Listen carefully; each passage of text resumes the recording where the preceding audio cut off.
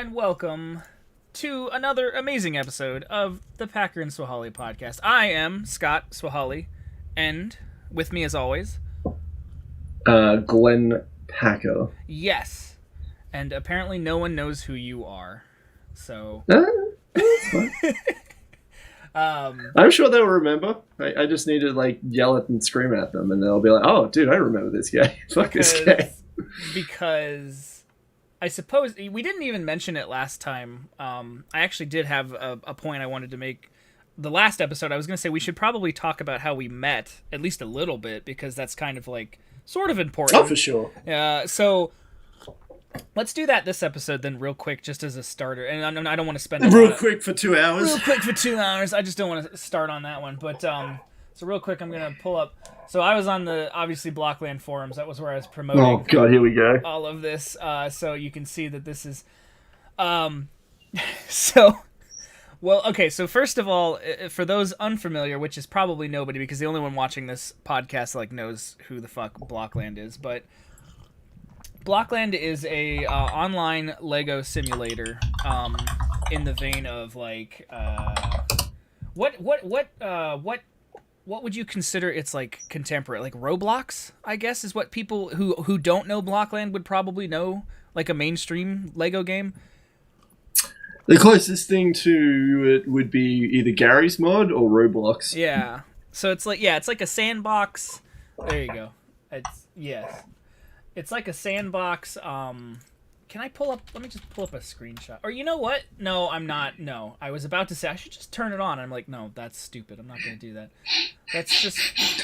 Let's not do that. Let's not do that. Let's just go. Okay, so this is from the Blockland's official website.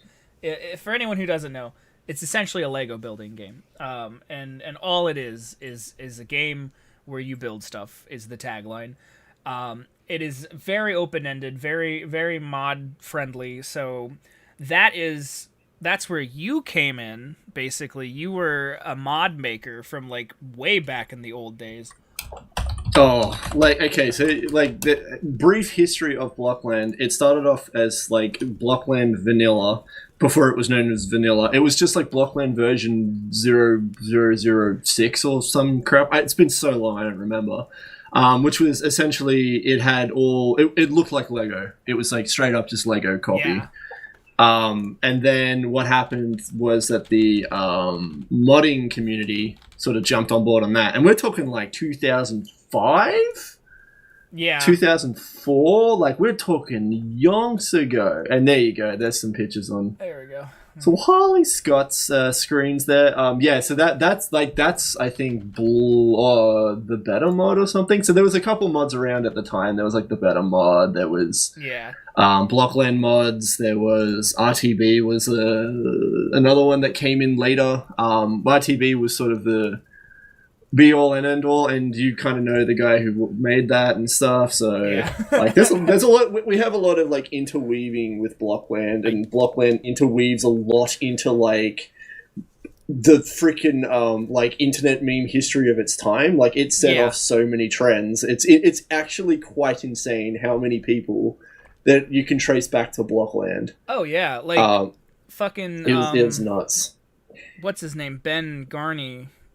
He's currently making that new Marble Madness game on the Switch. That's his sorry, Marble It Up is the game. Marble It Up. That's the one, Ben. I noticed because I follow his Twitter. That is Ben. That's one of the dudes who helped Eric make Blockland. So that's one of his new projects. But anyway, yeah. So. To long story short, so I started Blocklanding around 2007, so about 2 years after Vanilla and maybe a couple months after Retail came out. Yeah, so Retail was it yeah, that was interesting because okay, so sorry, I kind of got off track with the thing. Yeah, so the mods and stuff came out, RTB came out, and then Bad Spot made an official Blockland, which is what everyone knows on Steam and everything today. So there was a whole generation of Blockland before Blockland in a sense. Yeah. So So you're technically part of the true elite of the oligarchy True elite. of the older members. Whereas I something that I very vividly remember, I was one of the first 4-digit IDs, which was like Ugh. you knew Ugh, scum. you knew who the noobs were of the game if you had any digits that were over 3, because everybody else had a 3-digit ID. So me with my very first, I think I had the 68th like given thousand, because I think I'm 1068. I don't actually remember my ID. Why would I? I think I'm like 126, but the ID started at 100. Yeah, exactly. And anyone below 100 was like a part of the beta testing team, which was like even more prestigious, I guess. Prestigious. That's what prestigious. We should get fucking like Rotondo on here to like interview him. Just get all the old people. Let's get Pimpin, let's get Rotondo. Honest to God, if we could get a hold of those guys, I would love to talk to them about early Blockland, and like just because it is just something how toxic it was. Yes, it is something I find very interesting. I was actually working on. I'm going to go on a tangent, but I'm not going to go very far. I was actually That's fine. On making a documentary on the history of Blockland, and I thought that would be a very interesting topic. I didn't get very far, but I still want to do it at some point. So honestly, if we had those guys as an interview, I would love to use that as like a source. And then we can edit it in Unity, like we've got with the other thing. Oh yeah, we can't talk about that yet. That's secret still.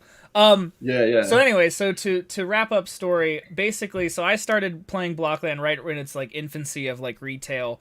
Me and a friend Warren, who went by the username WRB852. Some people may or may not remember him. He does not frequent Blockland at all anymore. He was an I don't either. That's true. Yeah, I don't. Well, I guess I technically do, because I still post things on the forums every now and again. But I mostly lurk now. I don't really post. Yeah. But anyway, he was an IRL friend of mine, and him and I are both like at the time like avid like wannabe filmmakers.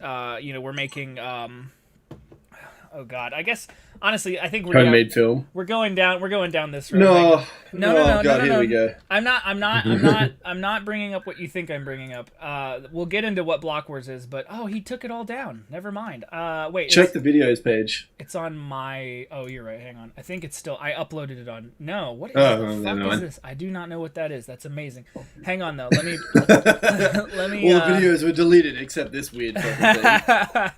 Well, because of course he would leave Block Wars up, but oh Jesus! Yeah, I just want my YouTube page. Sorry, I know I'm going. We're gonna go back to the past. To watch shitty videos that suck ass. Yes, I can't find it. You're gonna be scrolling for a while. You've done a lot of shit. Here it is. Hang on. Okay. Sorry, this is all I wanted to show. So this is like a video we made around the same time that we would have been making Block Wars, and it is really loud. It's called Dylan Mows the Lawn. I'm not going to play the whole thing, but essentially, this gives you like an idea of what we were fucking doing at the time, like.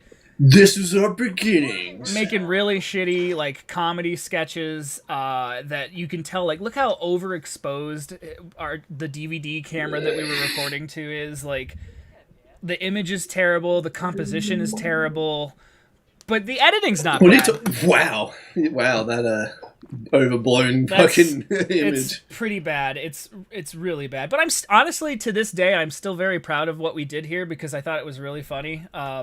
Specifically, there's this one scene that we got really vaudevillian stupid with. The car, you were able to pop open the gas cap, like, from the inside of the car. So what has happened in this scene is that Warren is inside the car hitting the gas can, and so every time he thinks he's shut it keeps opening it. It was very, very like rudimentary comedy, but it was just like the guy on screen is not Warren. No, this is our other friend Dylan. This is a third friend. So me and Warren me and Warren are behind the camera. This was the reason I was using this as an example. Me and Warren are behind the camera making stuff. So this is what I'm trying to say. So we were making. Is that actual fuel? No, God, no. That is just yellow water. Okay, it's not pee. Say, like, if you guys were like, piss. we need to make it real. Yeah, we need to make it real. No, that is just. I think we food colored some water, and I'm the one pouring it off screen, and we tried to imply that it like ran over. Oh, actually, now I will end it with this. I'll show you the really nice special effect that we downloaded off of YouTube. Yes, Oh yeah, there it is. there it is. Oh, and the It's one so tear. real. Do you know how long it took us to get this one fucking tear to go down his? There's Warren. What have you done? I'm running away. Oh, there you go. Yeah. So anyway, so that's the kind of shit we were making in 2007. If that gives you any indication of who I was.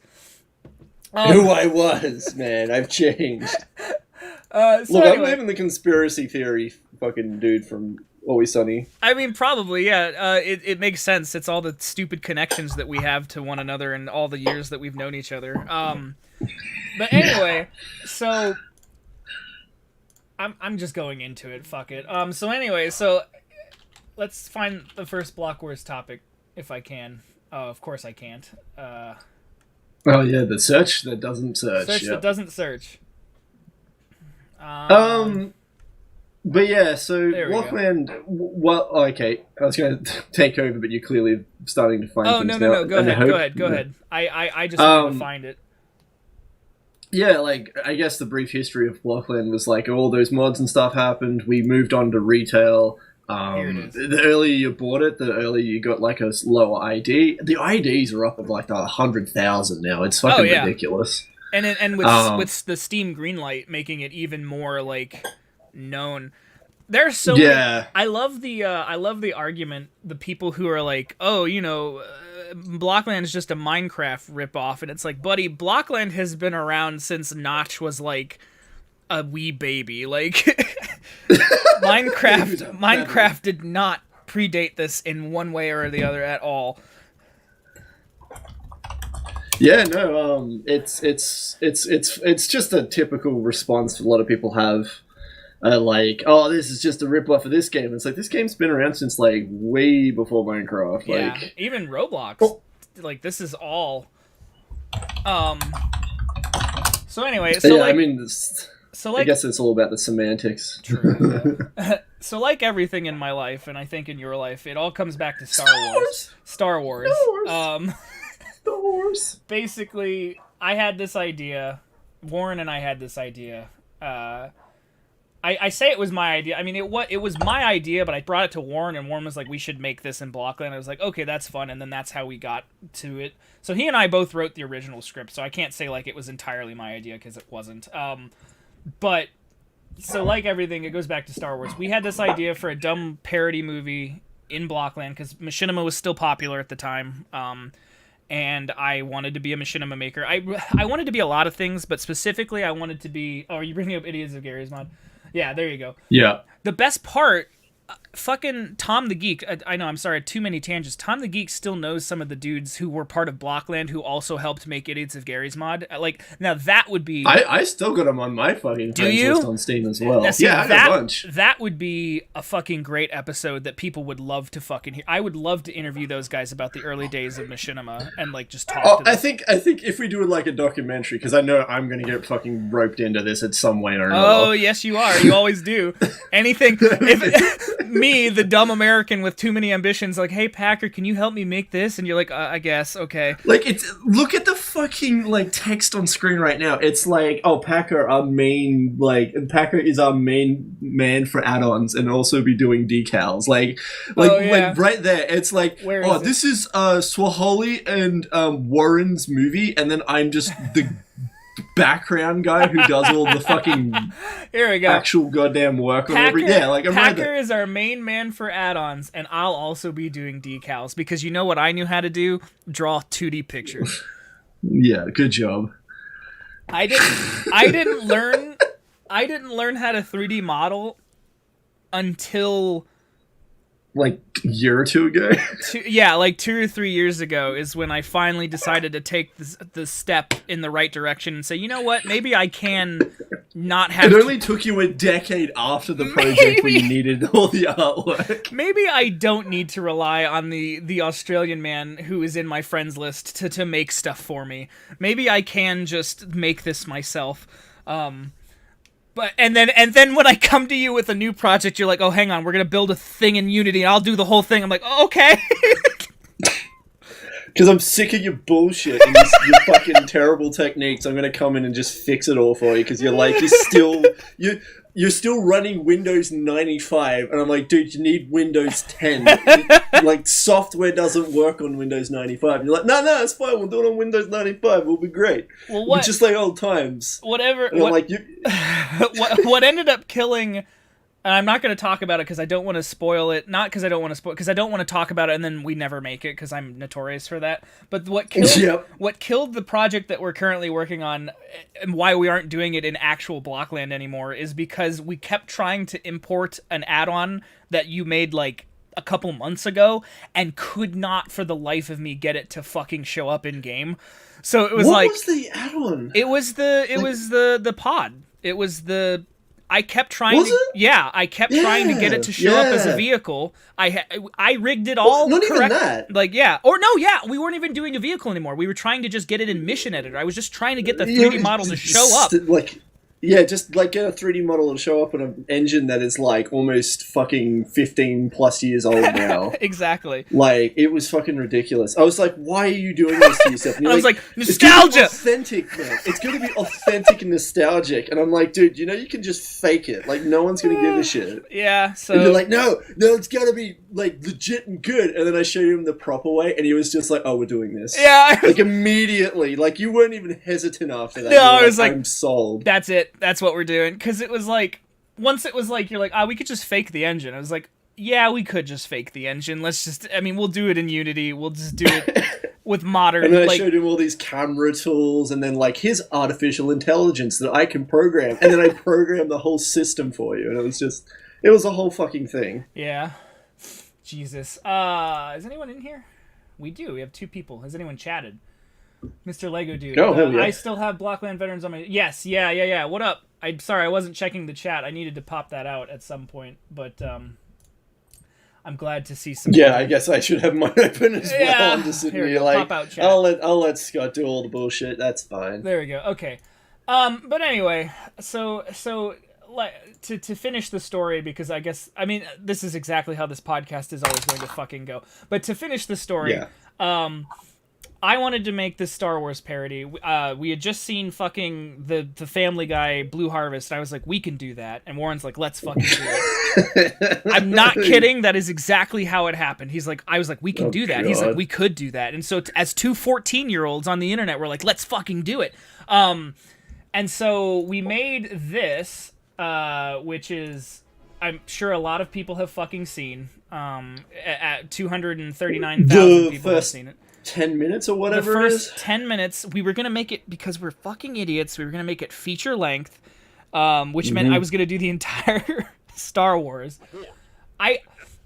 Another tangent, I've always wanted to do a quote-unquote remake of this, where I go into Blockland, and I know this would defeat the entire purpose of what you said, but go into Blockland, turn off all the shaders, just fucking make it look like as old of a Blockland as I can. And janky as fuck, and then finish the script. But then the thing is, the script has like racism in it, and I don't want to do that anymore.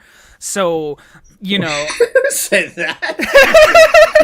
It wasn't like... It wasn't like overt. Super bad. It wasn't like pointing out people and like being just overtly racist. It was more of just like these undertones where we're like, oh, that doesn't really fly anymore. I've talked about it in length in other things. If anybody who is interested in Block Wars, and like I've talked about what we were doing, and as stupid 14-year-olds like making edgy internet jokes. Like, yeah, nobody was actually like, there were no, well, I guess technically C-3PO's voice is kind of stereotypical, but like the point was to be juxtaposed against the prim and proper Anthony Daniels performance where it's like, I'm C-3PO, and it's like, well, what would be the opposite of that? And it's like, well, let's make him like a big burly black dude. And it was like, and now that's wrong. Inherently that's pretty fucking racist. But again, I'm not defending myself. I'm just saying, as 14-year-olds on the internet, we thought, oh, that's funny and edgy. And like, at the time, it was quote unquote funny and edgy. So yeah,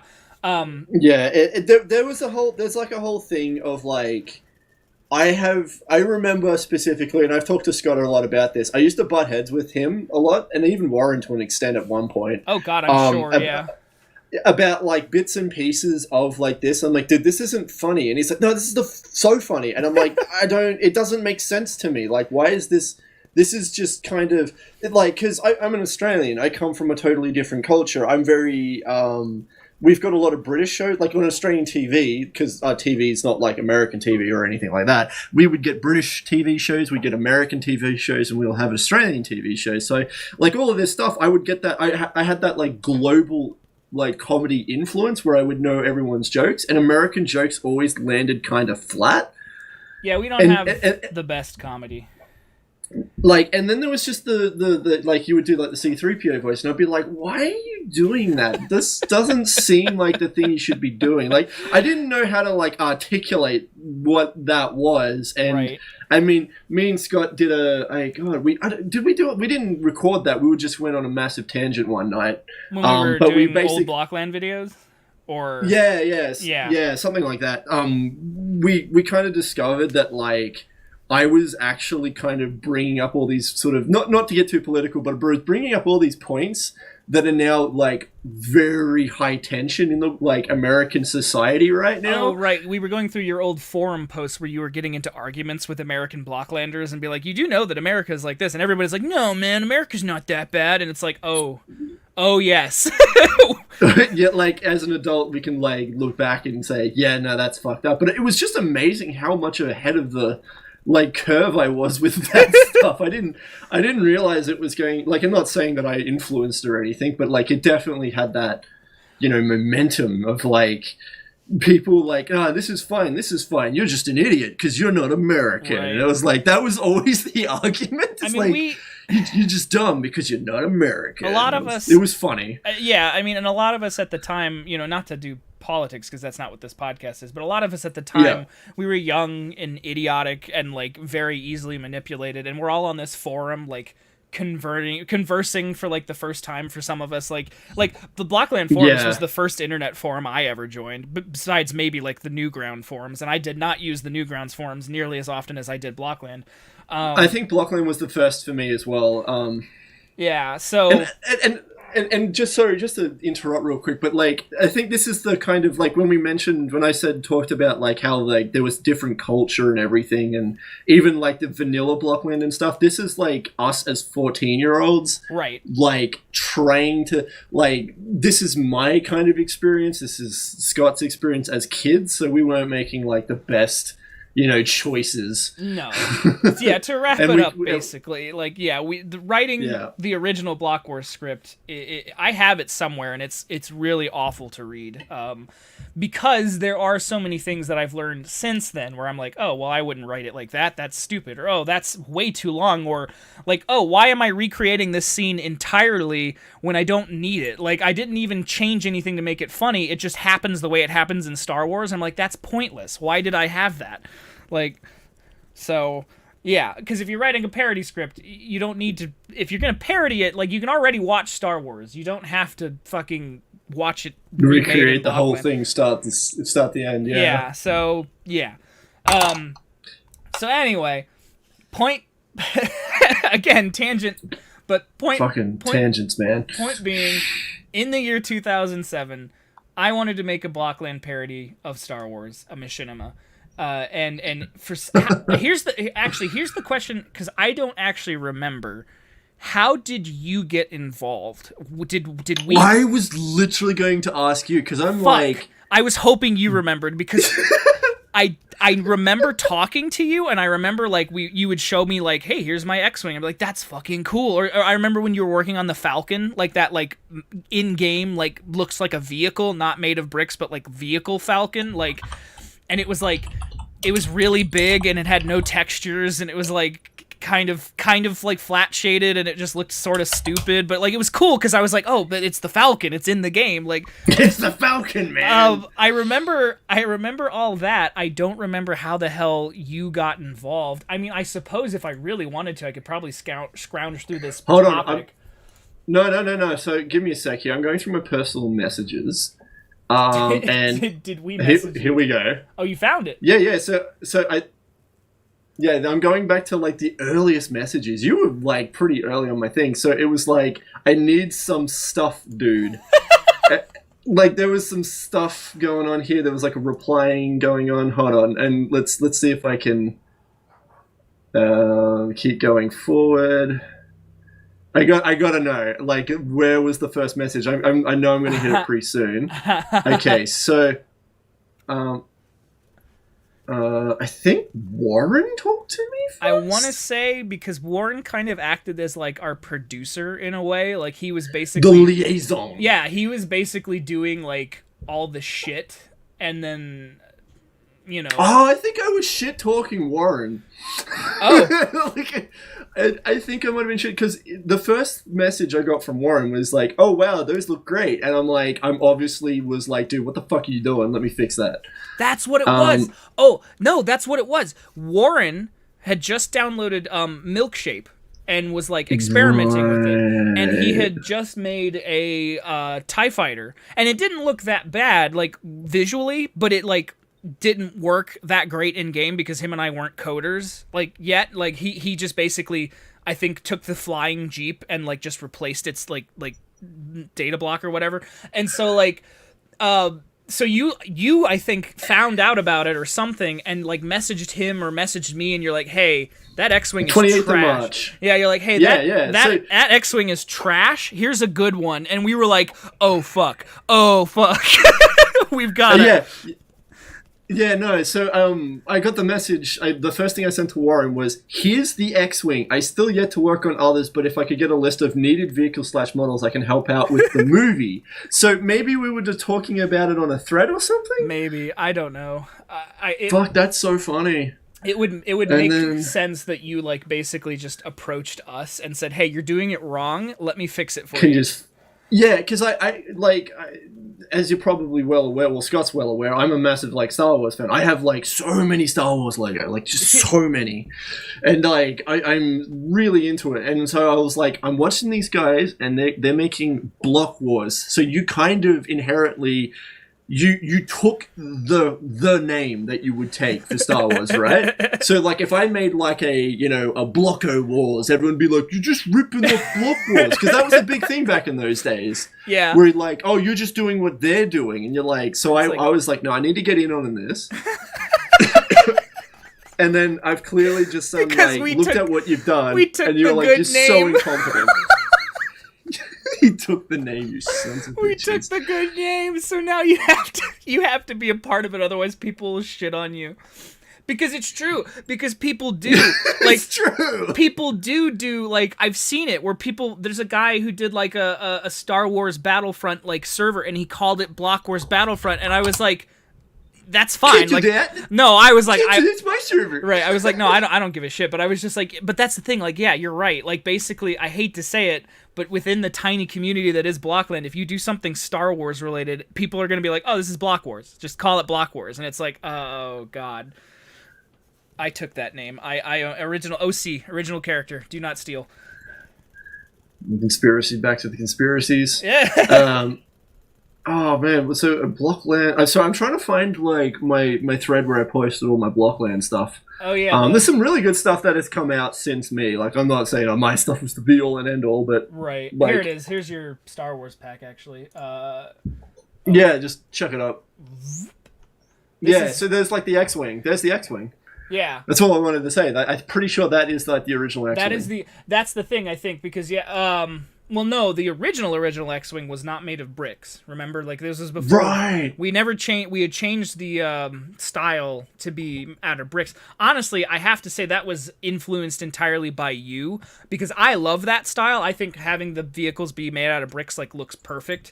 And so when you like made these, and when I was like restarting Block Wars for the second time and was making the new one, like when you showed me these and you're like, here's the X-Wing, here's the Snowspeeder, here's the TIE Fighter, and I'm like, oh, they're made out of bricks, and I'm like, I love that fucking like aesthetic. So that basically became, I was like, okay, well, that's what we're doing now, like fucking because I mean, like, I like the Blockland style, but man, that just, like, there's something about the Lego sets that were just fucking phenomenal. Yeah. I think the X-34 was the first thing I ever made of Star Wars. It is absolutely, it's right here. You said also the very first Block Wars add-on. Like, it was, The very first thing. Wow, actually playable. Yeah. It was the very first thing you ever made for our stupid little goddamn whatchamacallit.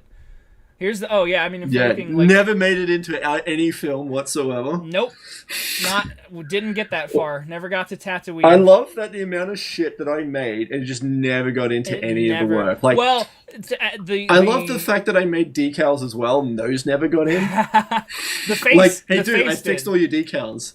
Which one? The Darth Vader mask. That and the chest decal, those made it in. I think I fixed those. Yeah, those are the only things that I used because by the time I was making Block Wars the second attempt, I was already like into it, and I had my own like decals made up, and you were like, "Oh, hey, here's all the shit that I never released." And I was like, "Oh, your Darth Vader mask is way better than mine." So I'm like, I'm going to use that at least. Can you compare the two? Like, do you still have that video up? I'm curious because like it's been so long. You got the video? Yeah, it's right there. You just have it. Oh, this? Okay, well, yeah, there it is. The old Darth Vader. That's what I'm. Yes, sorry. That's what I'm saying. I'm saying I have even a second Darth Vader. Let me try to get the close up of his face. That's good. There we go. Well, okay, that's yeah. Well, yeah. I remember you were like, "I'm gonna make all the dark textures like pitch black," and I'm like, "Dude, don't do that. It will look awful." And you're like, "No, he's black. So he's gonna wear all the black." And then you just couldn't see any of the face decals or anything. All the detailing just got lost. Oh, it's. I remember there was so much of that when I was helping you. Oh, I so many things I did not know what I was doing. Like. Or I knew a roundabout way to do it. Like I knew exactly. Mr. Lego, dude, yeah, those vehicles that are made out of Lego are still amazing. They are, and that is exactly what like I said influenced the rest of the everything. And it looked. If you think those are amazing, I've got some great stuff coming up in a decade from now. Whenever depending on Scott. Fuck we. Do shit if we do anything at all. Don't say me. I'm already done tons. I'm waiting on you. That's true. I just don't. I told you I don't want to break the Unity file. I'm so like unsure how to use it. Well, one day we'll sit down and I will you and I like just walk me through it baby steps, and I'll figure it out. Because I know probably how to do it. I just don't want to like fuck it up for myself. Let me see if I can fucking find it. You've got so many of those clips you uploaded. Oh yeah, I did it. Sorry, go ahead. Oh, I did it for like mostly for the reason I'm doing it right now is to say like, oh hey, I still have these so I can watch them, but also because I would show people what I was doing because I'm a glutton for fucking feedback. So with the year 3000, it's funny. This is why I don't want to like quote unquote announce anything that we're making something new, because the joke was always like, hey, when are you gonna finish Block Wars? And it's like we started it in 2007 and then 2017 hit and it had been 10 years and I was just like, I made one. I've got the one thing. Fuck, what am I coming soon saying? Yeah, I don't even know. I think one of the funniest things I ever made with one of my videos, and we'll probably talk about it more when we do our Blockland video watching marathon or whatever the fuck it is. Yeah. The Packers Plays 2 trailer that has like 2 weeks to Valve time or some shit at the end. It's just aged beautifully. Oh man, I don't know how far back I gotta go. Maybe I already. I mean, what are you even looking for now? So I had Oh, you know what? It's not on this account. Hang on, that's why. Oh my god! I don't. Just let me do this. just come on. I was gonna say something. I don't remember what it was now. Is it still this? It is. Oh my god! Don't show this on stream, dude. You can't see it here. I'll just You can't. Just for my own like mental state of mind, please don't. Oh man, it's just like I remember I probably saw your stuff or we were talking on the thread and oh my god, okay, this was the funniest fucking thing I remember. I'm going through the messages and I'm getting a bit of a flashback here. Do you have MSN? Can you add me on MSN? And you're like, nah, I never really use MSN. Oh, do you have AIM? do you use AIM? And I'm like, dude, it's America, like, online instant messaging. And I'm like, no, I don't, because I'm not American. It's like, dude, you gotta use AIM.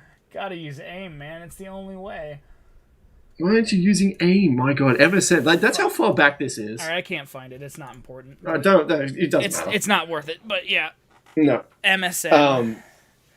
MSN. Yeah, so there was lots of that sort of stuff. Jeez. There was a lot that happened back in those days. I mean, I remember, like, we were talking, like, I'm looking at the messages. They were always sent, like, a day apart. Oh, yeah. Or 2 days apart, because, like, our time zones are so fucked. Like, right now, for me, it's, like, 1 in. Right, whereas for you, it's like 11 a.m. Like, it's the morning yeah. for me. Like, yeah, no, what was I fucking gonna say? Oh, I lost it. It's gone. Oh, yeah, no, yeah, fucking day apart. That was what made it so, like complicated, was because it would be like, we would be like, hey, so oh yeah, we want to make this add-on, and you'd be like, okay, I can make that, and be like, cool, we're probably shooting tomorrow, and you're like, tomorrow is today for me, and also I'm in bed, and we're like, oh fuck.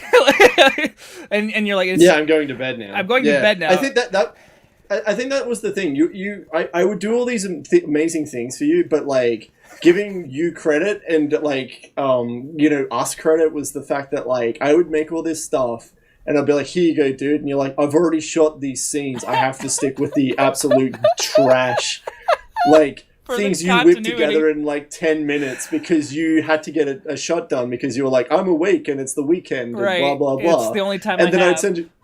Yeah, and so, like, there would be all these problems where, like, shit would just, like, I would make all this stuff, and then you would go and use, like, some terrible fucking thing that was, like, ported over from, like, vanilla days, and yes.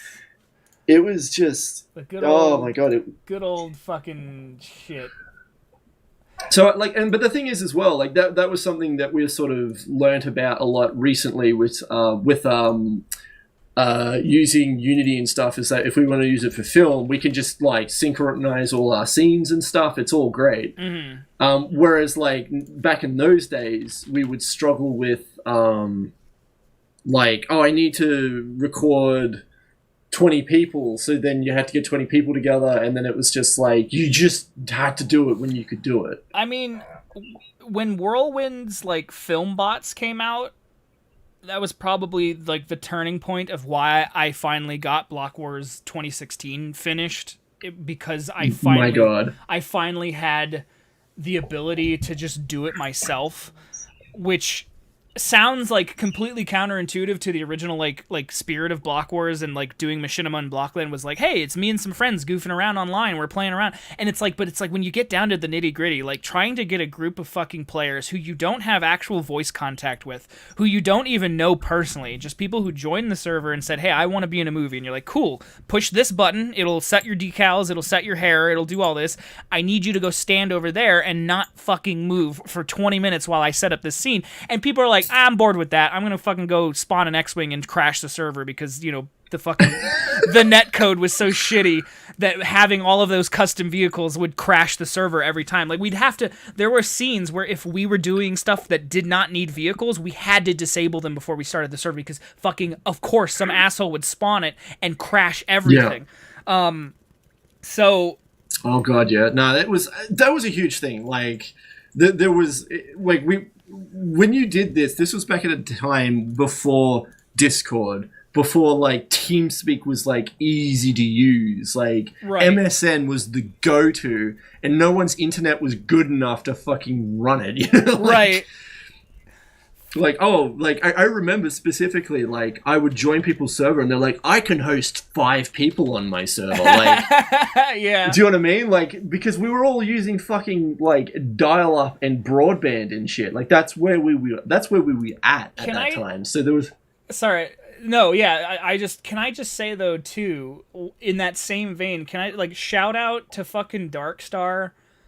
Like, I used to give him so much shit, like, when he first started making Blockland movies, because I was, like, an asshole who, like, I was a couple I'm the one who makes the videos. Well, kind of, but also, like, I was kind of, like, a couple years ahead of him in terms of, like, understanding what, like, making a quality video was about.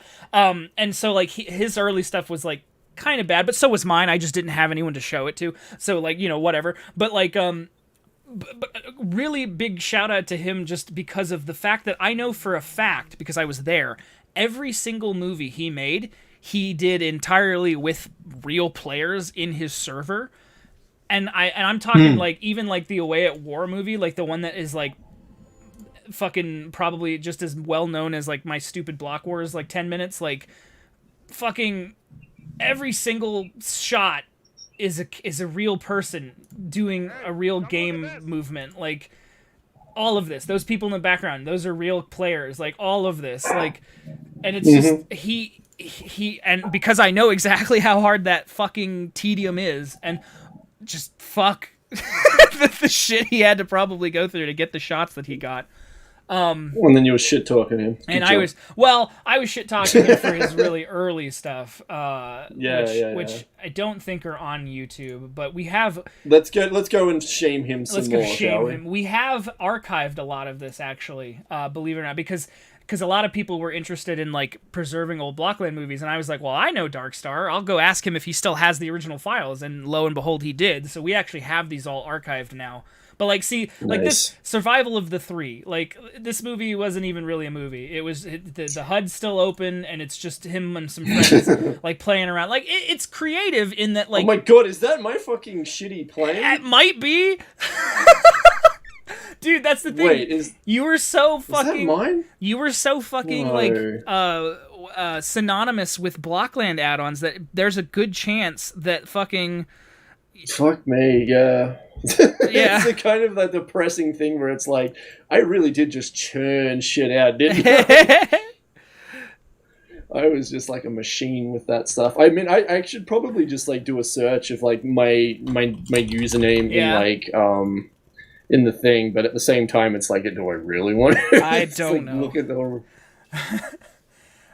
And it's funny too when you really think about it. Like people probably remember me as like the machinima person, I think anyway. But like the reality of it was, I made one machinima in my career as a Blocklander. Like I made one and like maybe a couple small videos.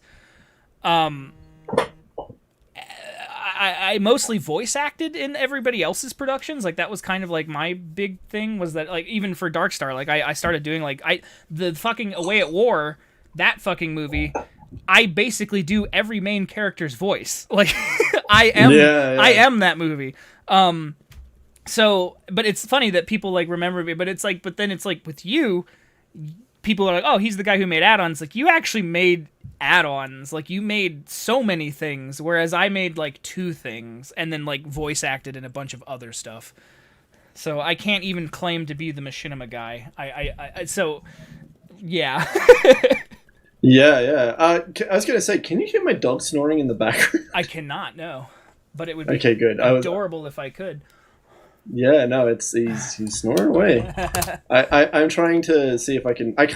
This search function just sucks a big fat one. Like, I just want to search by username, like post by this user, and it's like, did you forget a word? And it's like, no, I didn't. I just want to. No, I just want to fucking come on, man. I'm trying to do this shit. I just want to just do a thing,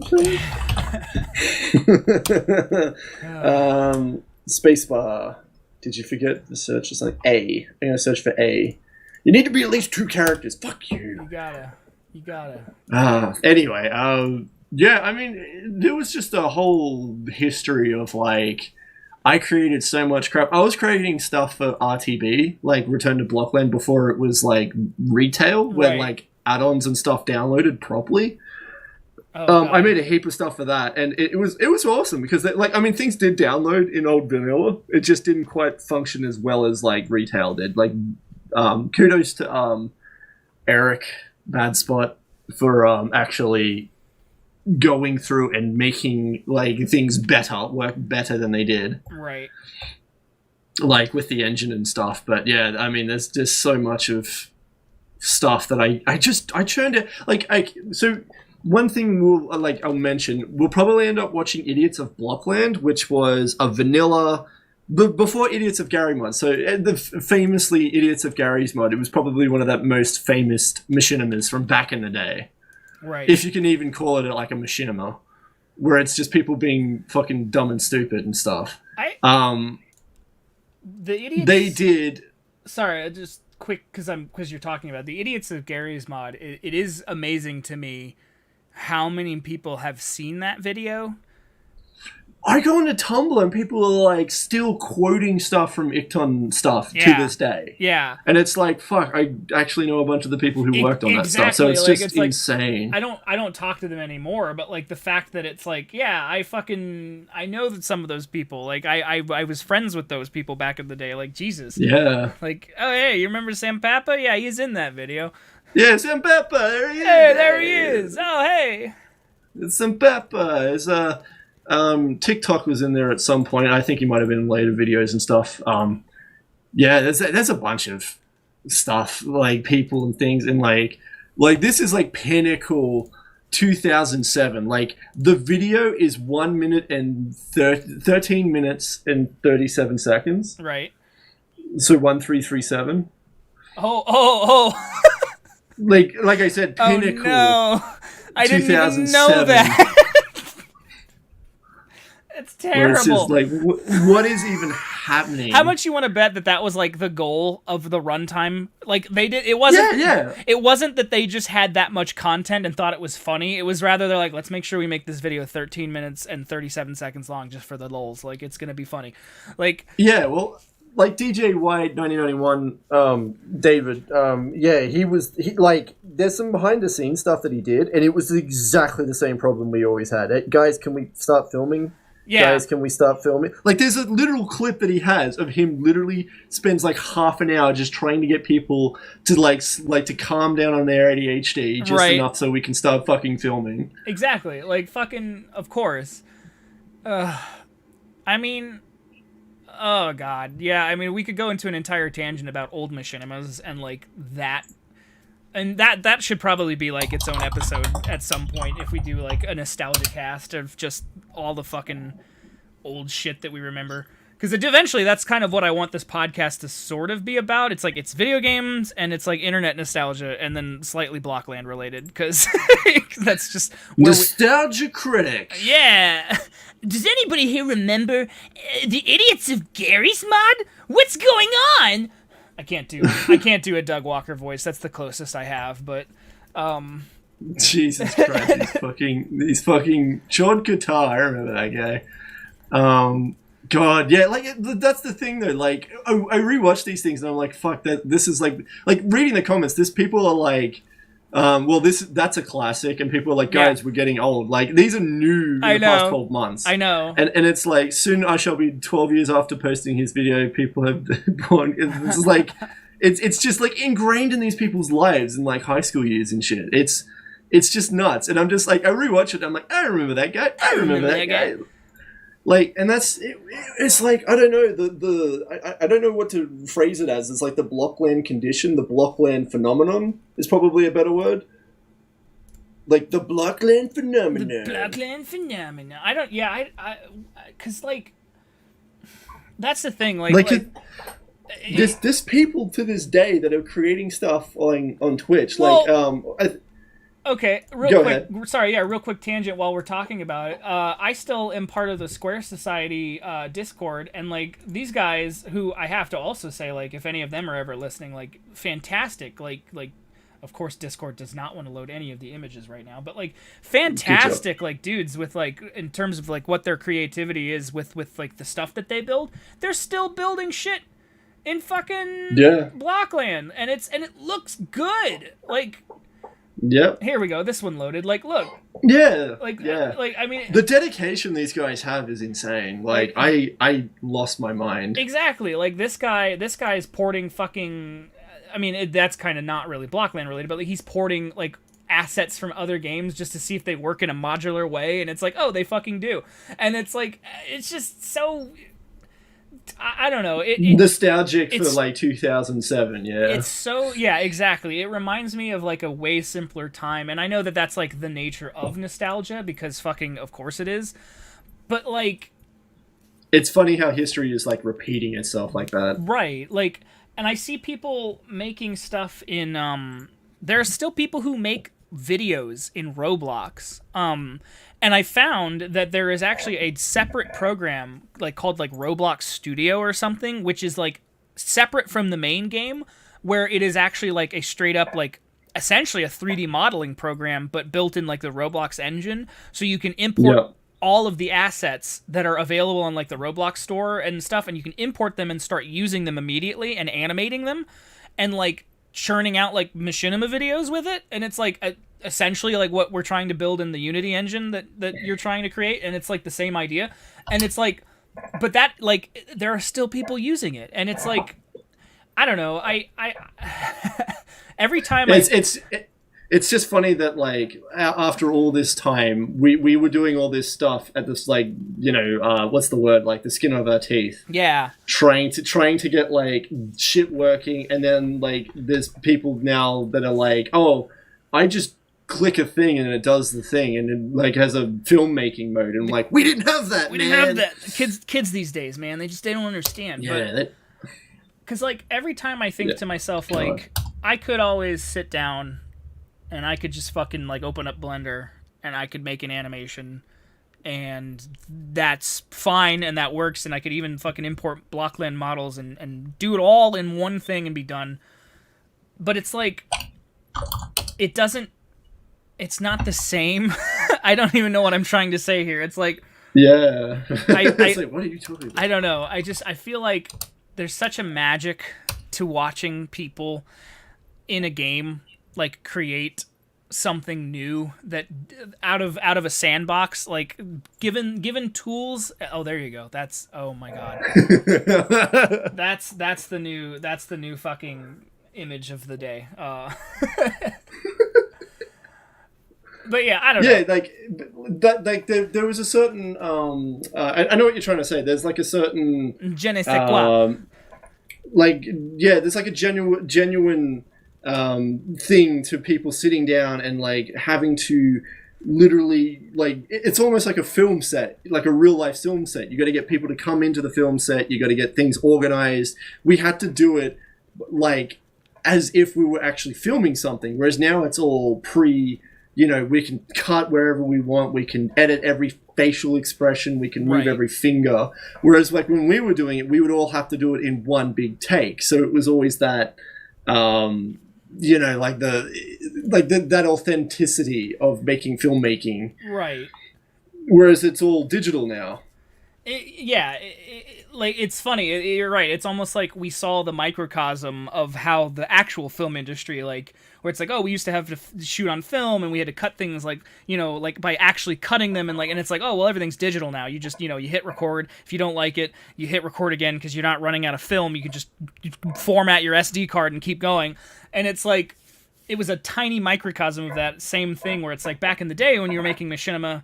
Well, hell, actually, like fucking like Red vs. Blue, probably the most well-known machinima outside of like Idiots of Gary's Mod. Red vs. Blue was entirely made in like Halo, and now I know for a fact, because I've seen like their behind-the-scenes things, they just make shit in an engine that is not Halo. Like, they just have the models. I think Bungie even was like, here you go, here's the source model, here's everything you need, like, go ahead and make shit. Yeah, and that was like a collab. That was probably the best case ever to happen with machinima ever. Like, outside of that, I don't think machinima's ever taken off as much as that has. No, yeah, and it's funny to me that it's still going. Like, that's weird. That's kind of sad. I never really watched it, to be completely honest, because which I know is going to be funny because it's like, oh, it's super American. It's like, I never thought it was funny. I never found it funny. I just didn't. I enjoyed the like storylines. Like, I remember I got into like season 2, which was, I think they got to like Halo 2 or something. Yeah. Which they made them all shiny and stuff, and they would be like, why are we so shiny, Sarge, and stuff like that. Right. Like, because it's all the bloom filters and shit of the age, and she was like, "We're gonna crank that up to 11, man. Crank that up, buddy. if you don't see brown and blur, it's fucking, you know, it's not even worth putting it on the machine." I think we talked about that with like Conker's fucking fur shader. Like, exactly. It was cranked up to 11. It was the time. It was, you had this new technology and you wanted to show it off, and it was just like, you don't have to. But yeah, so it was of its time, but like I did remember I enjoyed it. I enjoyed the storyline, but then it just got to the point where it was just like nothing like this is one of my biggest problems I have with a lot of American TV shows, and I think Red versus Blue was like it just became what American TV shows problematic TV shows I have is the storyline goes nowhere. It just kind of it just sort of just goes and then it's like next season, okay, Sarge, I guess we're not dead, and then therefore we keep going, and then where are we now? Oh, there's crazy things happening. It's like, is there any kind of character arc? Is there any kind of development happening? You know, what's happening here? And it's like, and in some cases with a comedy, like, you don't necessarily have to have arcs. Like, you can do the sitcom thing where it's like the status quo gets, you know, revitalized at the end of the episode, but it's like, I know that they tried to do story arcs, like that. The fact that it is still going this many fucking seasons, like it's like season 15 or 16. Like, yeah, they've got shit still going for sure. Like, I mean, that's like again 2005. That was right on the money. Yeah. Oh my god, what are you looking at? Oh, I don't know, some gallery post that was like old Blockland saves, and I was just like looking at it. This one, yeah, this one was apparently called Bart Wars. Bart Wars. Yeah. I mean, there was a lot of interesting things happening with like Machinima back in the day. Like, Irritants of Gary's Mod was probably, I want to say, more unique, but it was more of the ADHD of people in 2007. Yeah. And by the way, I do keep saying ADHD a lot. Me and Scott both have ADHD, yes. So we don't know what we're talking about. It's like, listen, if you didn't realize that, if you watched the last episode where I spent like an hour making a wizard for no reason, like, yes, we both have ADHD, and it's like clinically like prescribed. Like, I take medication for it. Like, I can talk about ADHD. Like, yeah. So I'm not just going, I'm not doing the like I'm just discriminating thing. It's like, no, ADHD is definitely a thing that you can recognize from people these days. And it's funny. You're like that guy's like stimming so hard right now. Yeah. Well, fuck, I'm stimming because nobody can see me. So, but anyway, but no, like, fucking, it is funny though when you say that, like, ADHD humor, like, it's weird. That's probably why it resonated so much with me back in the day. Like, to watch a video where fucking just shit is thrown at you. Yeah, I think that the phrase of the time was like low random. Yeah, low random humor, but it was like, oh no, this is more than just low random. This I feel this on an internal level. It's like it's also YouTube poops is a big one too. Yes, yeah. I was gonna say, like, I've known a lot of people, bunch of people that have ADHD, and they're like, YouTube poops is just 100% about. That guy? Oh, this guy, Terminal Montage, and his animations. This is the closest thing I can think of to like a modern take on that kind of humor from back in the day, which is he does like little like sort of abridged versions of like yeah, like the plots, like and Calamity Ganon will soon destroy. This is great because I can't hear anything. Oh yeah, that's right. Let me just get to the. Yeah, where it's just it's super fast paced. Everything's constantly moving. You're cutting things like before they're finished. Like, oh, this is the like speedrun thing, animated speedrun. Yeah. And but that's like 100% what it is. There, that YouTube poopy, like the way he's just. Like, this still resonates with me. This makes me laugh. I love the old that stupid explosion, which is I love. Because it's the same explosion that's from like Doom or whatever, and it's been used a million times. Yeah, like, I mean, fuck, you were using a fire equivalent of that on that lawnmower. Yes. There you go. Yeah, I mean, but that's the thing. Like, but this is like an animated version of what, like it's that adjusted position of like how this is meant to be like a normal world. Or like a normal, like this is a universe, and this guy is just going in fucking insane. Yeah, exactly, and it works so well for the type of humor that it is. Yeah, where he's just like, you must fight Zelda. You must fight. He's just like, what?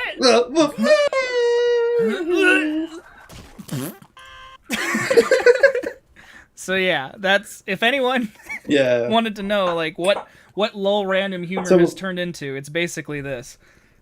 Yeah, I mean, like, crispy memes, I think they're referred to as well, where it's just like, where it's like the Gen Z, like, Yeah. post-millennial humor is kind of that, where it's like you get all these. Let me see if I can get this picture to show. Oh, here, Oh, this one. There So you go. like where everything's like Crispy. super staticky and like everything's just blown the fuck out and stuff. Like Yeah. that is just the same thing that we were doing. It was just like we didn't have easy access to technology to just do it the same way.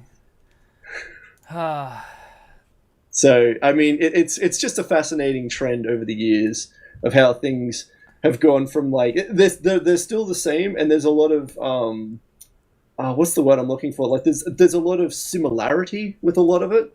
Everything's changed, where but it's nothing like has changed. yeah. Like we started off with machinimas and stuff, and then like Source Filmmaker came out, Right. and then all the porn in the world came out. No, but like, Well, but yeah, like but there also was like just- a tool set built that people could just take their machinima to the next level, where they just work on literal film rather than working Right. on like. I mean, geez, you're playing with fire, typing in SFM. Yeah, I know, but I'm just trying to see. Well, I shouldn't hopefully come up with any porn links, but because everything should just. I be mean, YouTube. I've already seen a couple, but they're not like they don't visually bad. Visually bad, but Man, but that's what I mean. Like, that's like, look how many are like just getting churned out. right. And like to this day, like this is from the 29th. Holy shit! This is literally Like a day or two ago. I couldn't remember what day it was, but yeah, like this is literally a couple days ago. And it still plays like a fucking Gary's Mod clip. It's just they made it in Source. Yeah.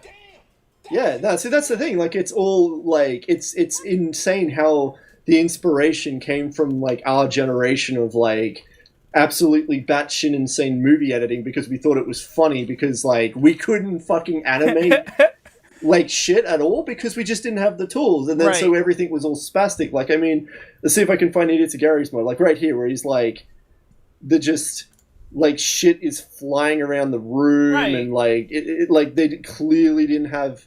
Like this fucking cat. Look at that cat.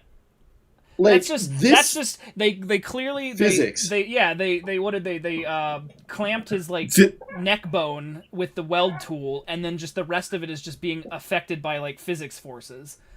Yeah, like just invisible ragdolling. thrusters and stuff. Yeah.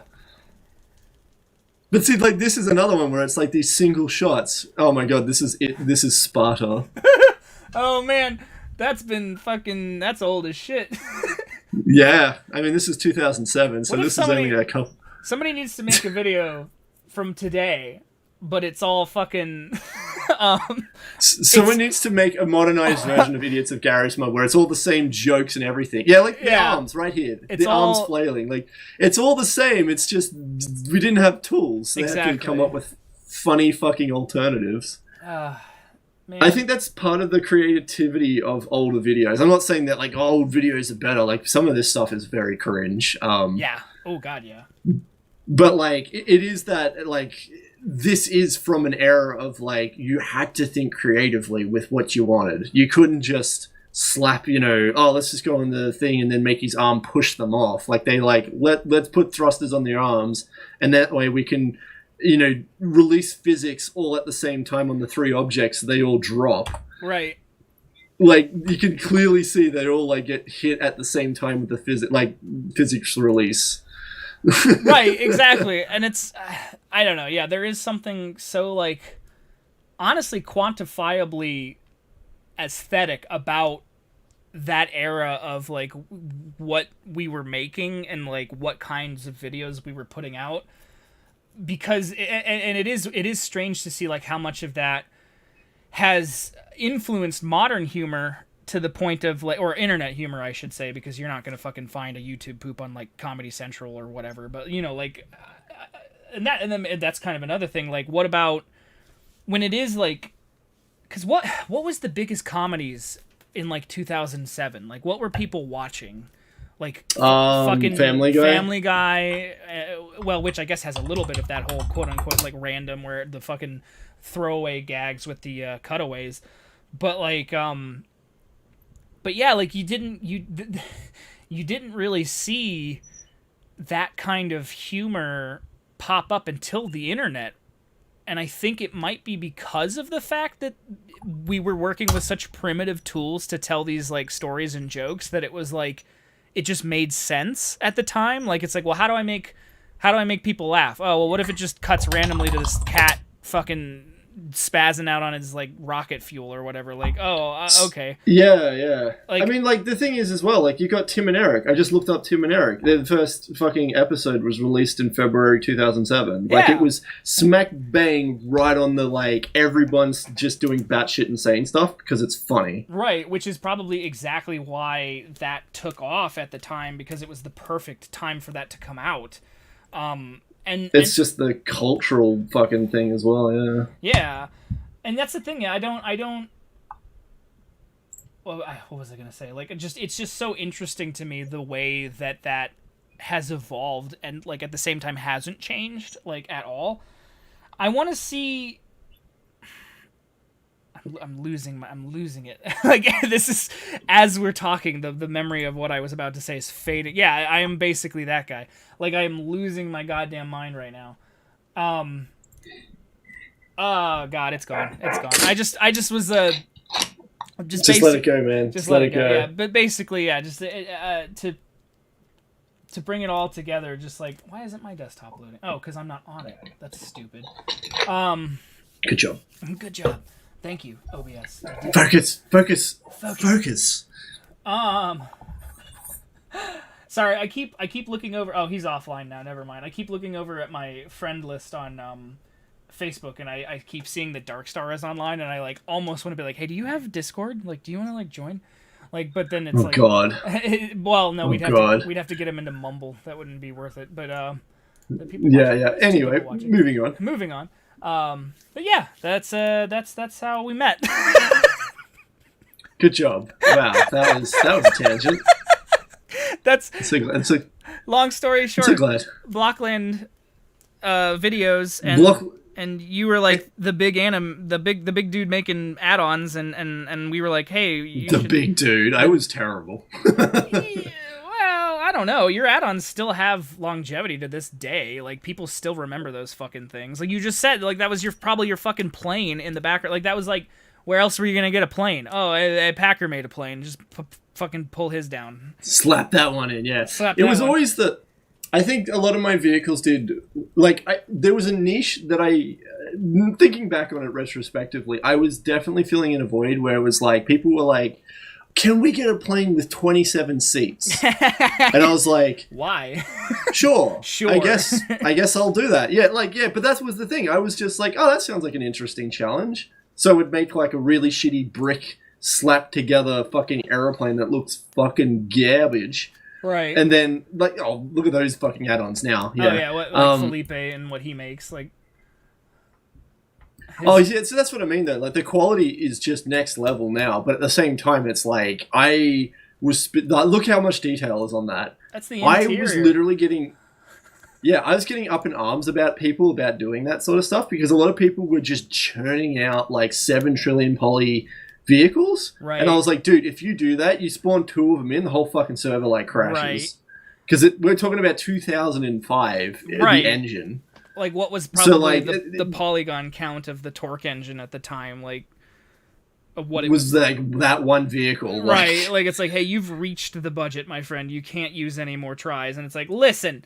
I want interior details with padded seats and... And the funny thing was, it was like, it added nothing to the fucking add-on. Like, your fucking Star Wars add-ons, like, going back to that, like, I don't have those up. Oh, the interiors are just like 3 blocks. Yeah, they're just 3 blocks and a decal, but it was like, who cares? It made sense. It was a Blockland, like, Lego vehicle. I mean, I'm not saying Felipe is doing... sufficient. He's not doing anything bad. Like, yeah, like, these are great. Like, these look cool. And the fact that they run in the engine without, like, fucking destroying it is cool. But, like... But yeah. You say that, but... Yeah, well, okay, you're right. It might actually fucking destroy the engine. Who knows? Like, it looks great. Yeah. It looks fucking fantastic. And, I mean, I really, really like his, like, attention to detail. But at the same time, it's like... It's one of those things where it's like... it's not really necessary, and at the other same time it's like, and he has done this, I think, or he is doing it in the current, like, it's like, just make a game where you build, like, put your cars into your game, you know what I mean? Like, you don't have don't go with Blockland, just make your own fucking game at that point. Like, I think I said that to a bunch of people. Probably. It's just like, hey, this is really cool. Like, I mean, this is cute. This is fucking fun. Like, I like that. I like that a lot. And, like, that's very Blockland. Like, very, very Blockland. And it's like, that's a good use of Blockland, because it's like fucking, it's just one of those dumb things where you would not even think about it. Actually, there you go. That is the kind of add-on that, if it had been released in fucking 2006 or whatever, prime time, yeah, so many people would have downloaded it, had it in their servers, and if they were making, like, their own, like, Blockland Machinima, guarantee you there would have been a scene where somebody's flying around the Jimmy Neutron like jet. Just because. Okay. Yeah, that's the Jimmy Neutron. Like, I thought it was an original thing. No, it's Jimmy Neutron. That's why he's got the hat on, to try to emulate the. Yeah. And that's exactly what the character would look like in the video. He would be fucking. Yeah. And like. Fucking hell. And like that. That's the kind of shit that would have been in the game, and therefore would have been in a fucking video at the time. And there's like a whole aesthetic to it too, where it's just, it is. I think that's what I was trying to say like a minute ago about the aesthetics. It's very clobbled together, and like I love that. Like it is very much like, same thing with Gary's mod Machinimas and like Blockland and any sandbox game where you just make a video for the sake of making a video. What makes it so interesting aesthetically that no other fucking media has is that it's just, hey, me and some friends, we're making a video. We don't really have a script. We have an idea, but we don't really have a script. We're just kind of throw some stuff together. And sometimes that works, sometimes that doesn't. But regardless, even if you have a script, even if you have like an idea, you're still just like, okay, well, what props are we going to use? Well, okay, it's Blockland. We're going to build most of it. Okay, well, we need a fucking this. Well, hey, I've got Packer's plane downloaded. That's our plane. Okay, cool. Yeah, exactly. Like, oh, okay, cool. That's our plane we're using in this scene. Oh, okay, well, now I need a car. Well, hey, here's Felipe's fucking whatever car. Oh, okay, cool. You know, and you're just picking things from what you have, because that's really all there is to it. That's the only thing that fit the niche. It was like I said before, in one of the Idiots of Blockland videos, they're driving around in my like limousine car that had like 8 seats. Yeah. Because it was like the only vehicle at the time that filled 8 seats, and that was why I think my stuff stuck so well with so many people, was that it was filling in all those niches. People would be like, I want a tank that has like 6 seats, so I'd make a tank with 6 seats, or I make like a pirate ship that had like little cannons on the side. It's funny though, like we're talking about like these niches, and like the fucking, when we started, like how we were on the Blockland like forum, like somebody like made fun of me. The fuck is Packer again? Yeah, but somebody like made fun of me because they're like, oh, I haven't gained a following outside of my niche Lego forum friends, and it's like sort of true. Like very, very true. Very true, actually. We embrace that. Exactly. Like I wouldn't be where I am today, doing what I'm doing today, if it weren't for the stuff that I learned in order to make Blockland nonsense. Like that's honestly, truthfully, like I think at some point we should try to do like interviews if I can get them. Like I really want to talk to. Do you remember Swholli and like her stuff? Like, does that ring any bells to you? Or yeah, Swholli, the one with the crazy eyes. Yeah. Like she still has her archive up that you can find all these old. Wow. Yeah, she did a lot. Well, no, these aren't all hers. These are just an archive of stuff that like don't. Oh, okay. Sorry, I was like, that you can't really. But you can't really find these anymore. But she did a lot of stuff, and like obviously you did a lot of stuff. And like I would love to like talk to her about stuff, and like if we could get, like I said, like even fucking Rotondo would be cool. I know he'd probably never come on, but maybe. It'd be really amazing to be like, hey, Bad Spot, what are you doing? Do you want to come? Like, Hey, Eric, you want to come and fucking talk? You creeping? You creeping, son? Because I mean, let's be honest, this fucking podcast that's kind of the thing. This podcast is sort of geared towards the nostalgia of it all. Yeah. And it's like, I would love to talk to developers of other games that I played, like, you know, but I don't really have the same influence that I do in Blockland. Like in Blockland, we might actually be able to get some people to talk to us, and that would be really cool. I think your documentary idea is probably spot on for it all. Like just going and just saying to people like, "Hey, can we interview you in a week or so?" Right. We're going to talk about free. Blockland.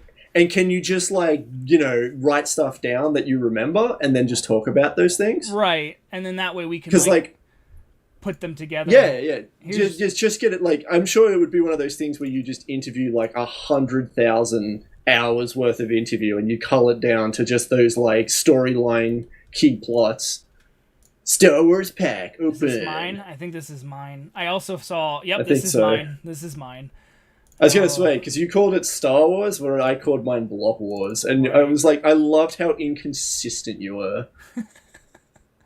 like, it says Block War decals in that fucking RTB information. Author Scott. Because at the time, I still had the in-game name Scott, because I thought that was funny that nobody else had picked, like, just a regular, like, fucking name. So I was like... And I was like, all right, so that's my Blockland name, but like my forum name is my name everywhere else, Swholli. So it's just like, who's this guy? Who's this guy? Who is this guy? Yeah, but that is funny that's on Swallows. Oh my God, Swallows. That's another thing. People got us confused. People would fucking. I do. People would fucking message me and be like, "Hey, can you make me this add-on?" And I'd be like, "Buddy, I wish I could." Like. I wish I was as talented and as capable as she is, because I am not. You are at the wrong end of the spectrum, buddy.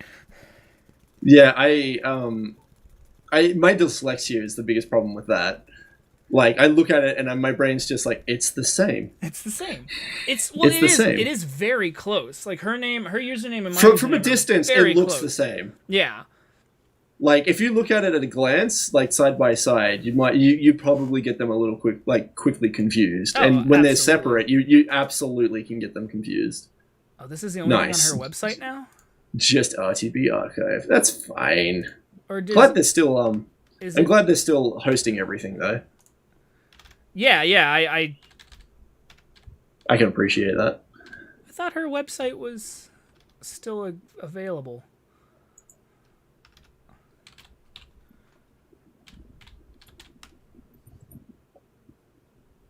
No. Okay, I don't know. No.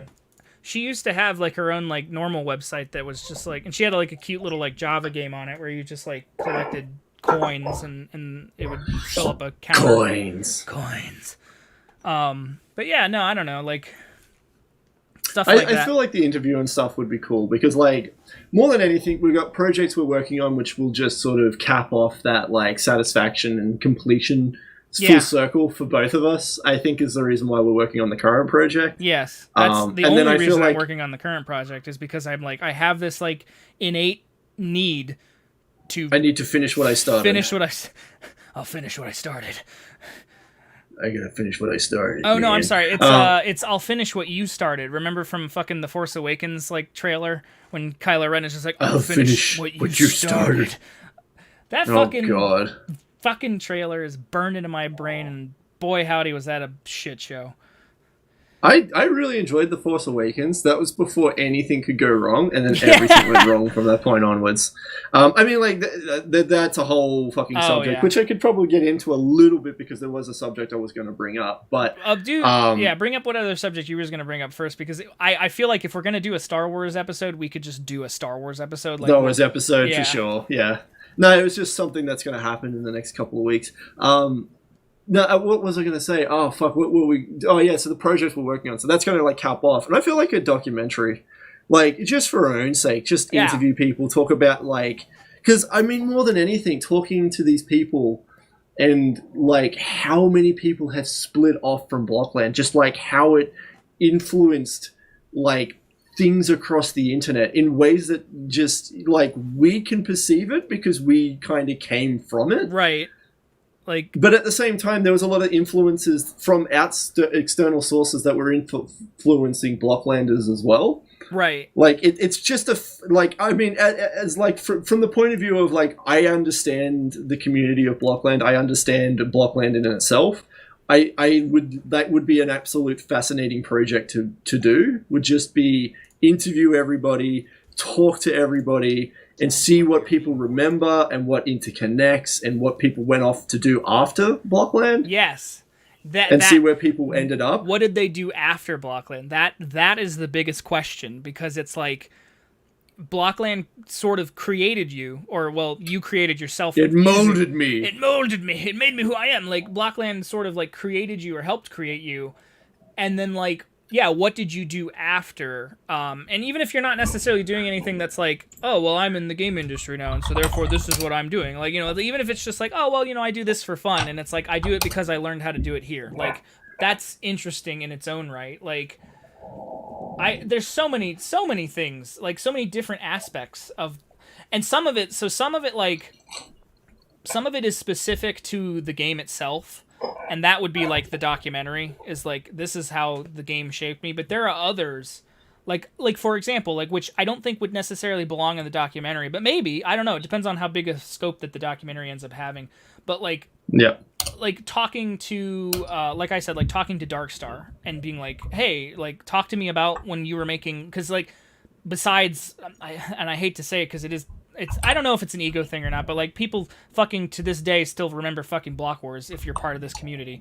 But yeah. like besides like me and like other people who made Darkstar is the name like probably to most. I'm speaking from my own. I'm not even familiar with Darkstar from my like. Really, you don't remember his stuff?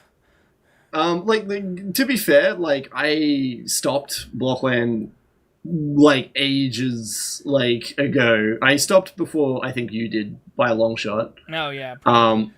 But like it was just a case of like I probably would remember if I saw some stuff, but it's also like at the time or like even now it's like I think he was probably becoming more prevalent after me. Probably. After my time. That would make sense. Because I think his stuff was... I'm trying to think what his like first couple of things... I think he was in like 2011-ish was when he first started uploading stuff. Yeah, I think 2012 is about when I stopped. Let me... And I'm not just trying to discredit him or anything like that. I'm just, no, yeah. It's just like from my familiarity, it's fascinating. Okay. To like hear like this guy did all this stuff and... He got, yeah, okay, so his, like, big thing is probably Away at War 2, because of the scope that it had, that was uploaded 10 years ago, so 2010, so yeah, so around the 2010s is when he kind of, like, got into it the biggest, and it's funny, well, actually, so there you go, kind of like, I maybe save this for when we eventually interview, if we do or not, but it's funny, that's what he ended up going on to do, was because he learned Blender to make his own add-ons and eventually like make his own animations. Like here's one of his animations that he made that is specifically just Blender. I remember that one. Yeah, so like that's 2009. That makes sense. Yeah. Yeah, so like he learned how to animate by making Blockland stuff, and now he literally like does it as a job. Like that's like he's a 3D animator, he's a 3D artist. Like that's his job now. And it's because of Blockland. You know what I mean? Like, yeah. It's interesting how like everyone's got to start somewhere, but at the same time, it's like everyone's got to start somewhere, but at the same time, people are still. Oh God! I'm trying to think of the word. Like, but it all sort of ties back to Blockland in some way with a lot of different aspects. Like there's always like someone who played Blockland in some major field across the globe. Right. It's like I played Blockland and now I do a bunch of stuff. I talk to a bunch of like game design and like I'm a game developer myself now because of Blockland. Right. And, you know, you want to get into like more film industry side of things and create your own stuff, sort of like indie equivalent of like a game indie developer. Sort of, yeah. I mean, if it weren't for, Blockland taught me camera angles, Blockland, because I had the ability to move, because I couldn't do it in real life. A camera in 3D space. Exactly. Like yeah. I couldn't just do it like by myself because I didn't have the means. I didn't have the sets or I could have shot stuff in my backyard and I did.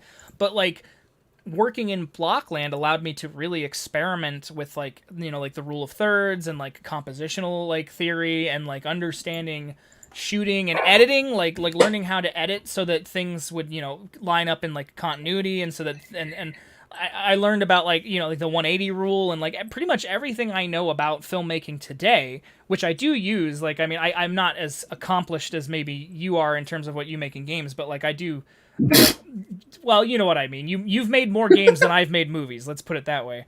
But that's sad. Finish them. Well, I don't know. Maybe we'll work towards our goals, and maybe one day we'll have stuff to show for it. But we'll be in our 40s and be like, remember Blackland? Remember Blackland? We'll be making a fucking podcast again, like going, let's bring this back up. Remember when we made a podcast about our old podcast? Remember when we made a podcast? But yeah, like I don't know. Let's comment over our old podcast. I think, okay, so the Dark Star stuff definitely triggers something in my brain, because I remember, I think it was the how dare you do things animating things, like it's you like we're working in the Blockland framework, and you're sitting here creating stuff outside of the Blockland framework, right? And some people would take it at face value and be like, oh, his animations are better and it looks cool, right? And I was just like, but it's not in Blockland. I had the same thought too, because I remember me and Warren talking way back in the day, and we were talking about he actually now that I think about it, Block Wars. Hang on, I'll find it. Specifically, something that Darkstar did was the shot. Don't you mean the princess, sir? Where the fuck is it? Here it is. So that's my R2D2, man. Yeah. Here we go. Okay, no. Where's the one where it gets fucking boarded? Here it is. Okay. So they're all like this shot here. This shot. This shot, yep. I think he did in After Effects. I don't think it was like these are just still images. I don't believe he fucking modeled all of this, because that would be fucking tedious and stupid. But I'm pretty sure the perspectives are fucking weird too. Yeah, exactly. Perspectives are all weird, but I mean it worked. But yeah, he did this shot I think in After Effects, and it like that. Yeah, very easy. But yeah, it was funny. I remember specifically talking to Warren, and we were talking about like doing, we should do this, and I was like, we could have Darkstar, like he knows how to do that. And then I think Warren made the point, he's like, well, Darkstar could just animate the whole thing, and I was like, well, no, we can't do that. Like if we just animate it, then it's like it's not really like a thing anymore. You know what I mean? It's like if you're not using the original source in some way, you might as well just make your own like characters. You might as well just go off and do your own like aesthetic style. It's like, and I know that like that's kind of hypocritical, because we're now about to do something in Unity, which is not. But we're talking about like fucking half of our lifetime ago. Right, exactly. Back when it wouldn't have made any sense to build your own engine just to recreate a different. Well, like doing stuff in Blender was like. You would like, you can see it in Darkstar's video. Like he has no blocks in the background; it's all modeled. Which is like what I so hate. Much stuff that I hate aesthetically about the Traveler's Tales games.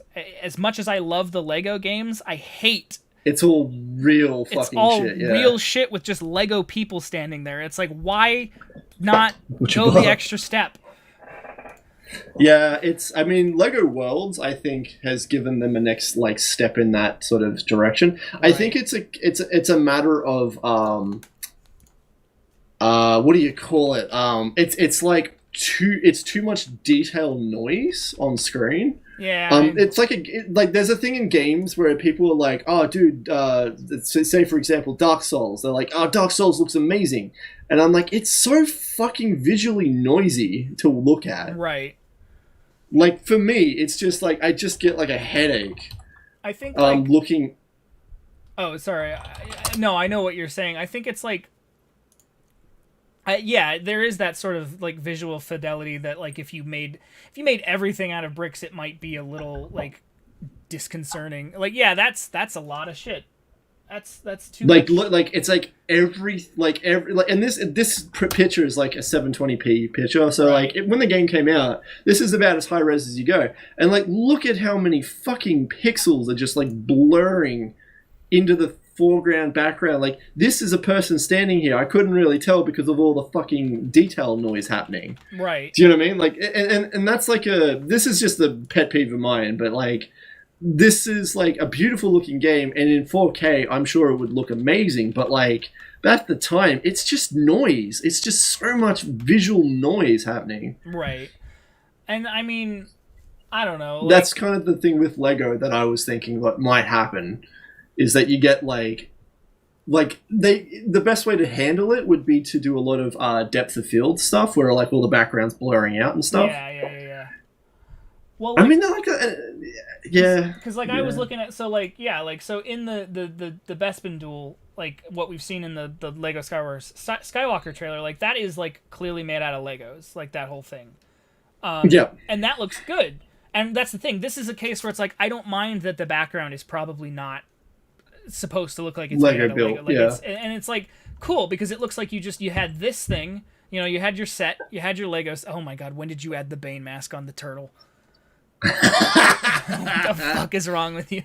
But anyway, like, you know, this set makes sense. It's all made out of Lego, and it all looks really good. And I could see just putting the background. I don't know. The only thing, the Lego movie, I think it's just time and effort. Like, if you're gonna like the Lego movie, like that is a fucking Lego absolute cluster. Yeah, but they make it work though. Yeah, but that's also a movie. That's not a game. That's true. Like a game, you gotta like churn out. Like you have to churn out a game. You can't just sit on it for years and wait for the right release time. It's like games turnarounds are way different. I mean, they did it. I will say this: the Lego Movie game was the one and only time that they did a standard like their style, but everything is made of bricks. Like, yep. And I think that. You can see the ground's clearly flat though. Right, but that's fine. Like the ground can be flat, but like at least the world itself feels like you're actually looking at like a brick built thing. That's Lego. That's Lego Movie too. Yeah, so I think that's what I said to you before. I think that's the Lego Worlds engine. Like they built it, which then everything could be made out of bricks, and they had a high fidelity. So now they can finally introduce that into the like mainstream Lego games now. Right. Now that they have it, but it was just a case of like, I think it was just to visually like I'm just like my brain's like 10 different tangents and I'm trying to like concise it. There is specifically to teach. So basically you get a 3D artist and you're like, hey, we want you to work on this Lego game. And they're like, oh, cool. I can only do like really nice environments. I can't do Lego environments. Right. Like you're trying to get someone to do a completely different skill set.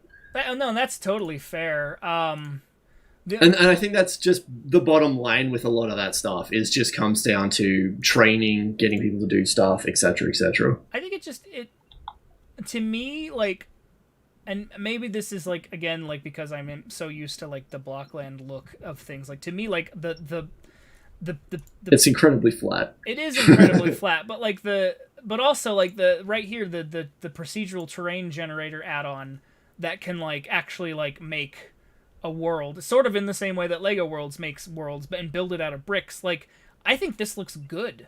I think this looks like exactly what I expect a Lego world to look like. Do you know what I mean? Like, well, that's what Lego Worlds does. Like, I mean, how much of Lego Worlds have you seen? Like, Lego Worlds. I had it back when it was early access, and then So do I. and then I never played it when it finally was released. It turned into a very stock standard Lego game. Exactly. Like you got quests and stuff. Which is why I didn't like it. Yeah. No, I was hoping for the multiplayer thing that it was going to be like a Blockland style, but then they kind of backpedaled a lot on that. Yeah. Which is why I think a lot of people. Oh my god, that's the worst image. Yeah, that was awful. Little crusty. It definitely like yeah, exactly. Like the generation tools are definitely like there, and it's definitely a step in the right direction in terms of what I personally feel like a Lego world should look like. I mean, hence the name of the game being called Lego Worlds, but but you know, like I don't know. Yeah. I think it's just a case of like the Saga, for instance, is going to be a remake of the old game, so therefore they're going to keep the same aesthetic. Right. And then you might find after like the Star Wars Saga, they might start going into the Lego World style. I would hope. I feel like they're And not more than going anything, to. it's the what do you call it? It's the modern machines. Modern machines are only now able to render 7 trillion brick polygons, whereas back in the day, you do this in Blockland, the whole fucking thing would crash. Yeah, I mean, yeah, I guess it is kind of a fucking.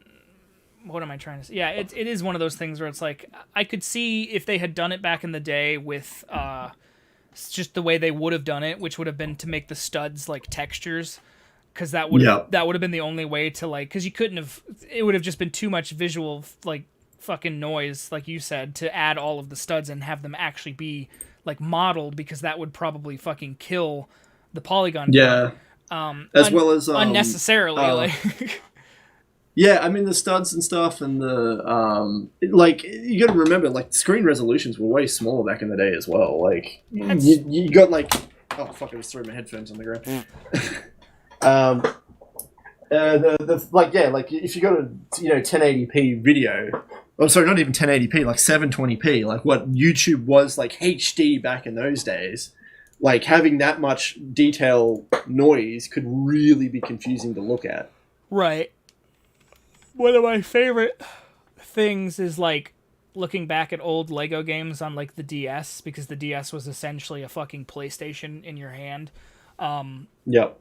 Like you kind of can't tell because the picture's so shitty. I couldn't find a screenshot larger than like 240. This, yeah. But I mean, that is what the game looks like. Yeah, that is actually what the game looks like. Yeah, but like what they did with this is obviously like the Lego studs are, like I said, they're just flat textures. But it works, I think, in my mind. It makes sense. Because, I mean, yeah. Everyone is, like, very critical of, like, how brick stuff should look in games, I find. Yeah, and it's like, I don't really care. I don't know. But at the same time, like, Blockland did the same thing, got away with it by saying, hey, all of our studs are just flat images. Like, here you go. Here's the Lego. Everything in Lego Star Wars on the DS is so clearly made out of like bricks in this particular scene. This is a good example of what I think they could have done throughout the game, even if it had been on like the PlayStation, is like the studs are 2D textures and that's fine, and some of the background elements are just fucking like Star Wars background elements. They don't even look like they're made out of Legos. But this to me like feels more correct than what they ended up doing in like the PlayStation version. Yeah, I mean, at this point in time, I just don't play those games. Like, they're like, ironically, they're like some of the best Star Wars games out. But it's true. It's just sad. Like looking at this image, like this is from Lego Star Wars 2. Like it's just no Lego. Every single piece of this world is just a PlayStation 2 graphic of like the fucking the Tantive 4. And the only thing that reminds you that it's a Lego game is that all of the characters are Lego. Yeah. And that's it. And the occasional brick. Yeah, you got like those bricks on the... And it looks so out of place to me. And I get it. Like you said, I get it. Like they were trying to save on memory. They probably couldn't have done it. They might not have been able to do it any other way. And that's fine. I just... Personally, now that they have the graphical fidelity to do it today, the fact that they're not doing it in the new one just makes me sad a little bit. I mean, I could go on like a 3-hour tangent about why Star Wars could have been the greatest video game franchise ever, but yeah. I'm not even gonna touch that with a 40-foot pole. I've done it with my brother on another podcast, which is funny enough to say. We should. That's a whole episode in itself. Like, we should do an episode where we just look at Star Wars video games over the years, and like, I would enjoy that a lot. It's good.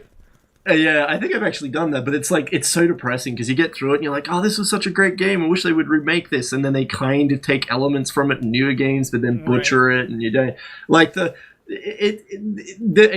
like, I mean, we're talking about video games at this point, which is great. It's a good little transition. I was going to talk about some other Star Wars thing, which I will just quickly sneak in right now, which is the, I'm going to watch Star Wars The Empire Strikes Back at the cinema in about a week or two. Oh, nice. So I was like, I get to finally see it on the big screen. I've never seen it on the big screen. Right. It's probably the special edition, but, who cares? Yeah, I was going to say, like, what? Who cares, man? No, yeah, I know. No, I know what you mean. Yeah, it's just, it's a tiny thing that you'll never ever get to see the theatrical edition as it was. But I mean, it might be, but I'll double check. I mean, unless they're using the old DVD rip of like, because that's the only quality that the original theatrical release has, is you either have it on those DVDs or you have it on Laserdisc. It does not exist on anything higher than like 480p. But this is on like what do you call it? This is a cinema, so this isn't. They got like access to actual things, not just. What they're probably going to do is just, they probably have the rights to, like, whenever the special edition was released on. Well, because I doubt they're going to be using old film stock, like, unless they really. No, they don't. They're all digital now. Exactly. So they're probably, honestly, they probably just have the fucking Blu-ray of the special edition. Or they have... I'm gonna say, like, if there's a few scenes, like, I mean, this is Empire, so it's not too bad. The Return of the Jedi is probably the worst. Yes, definitely. But yeah, anyway, talking about games, oh fuck, wait, like Star Wars games being kind of, just video games in general. Like I don't like to say it, and it is one of those things, and it's not the best phrasing for what I'm going to discuss. But it was the whole quote unquote games are pandering to a certain audience, and it's not necessarily like it's pandering to an audience. It's more that games are being incredibly entry level, like all of them.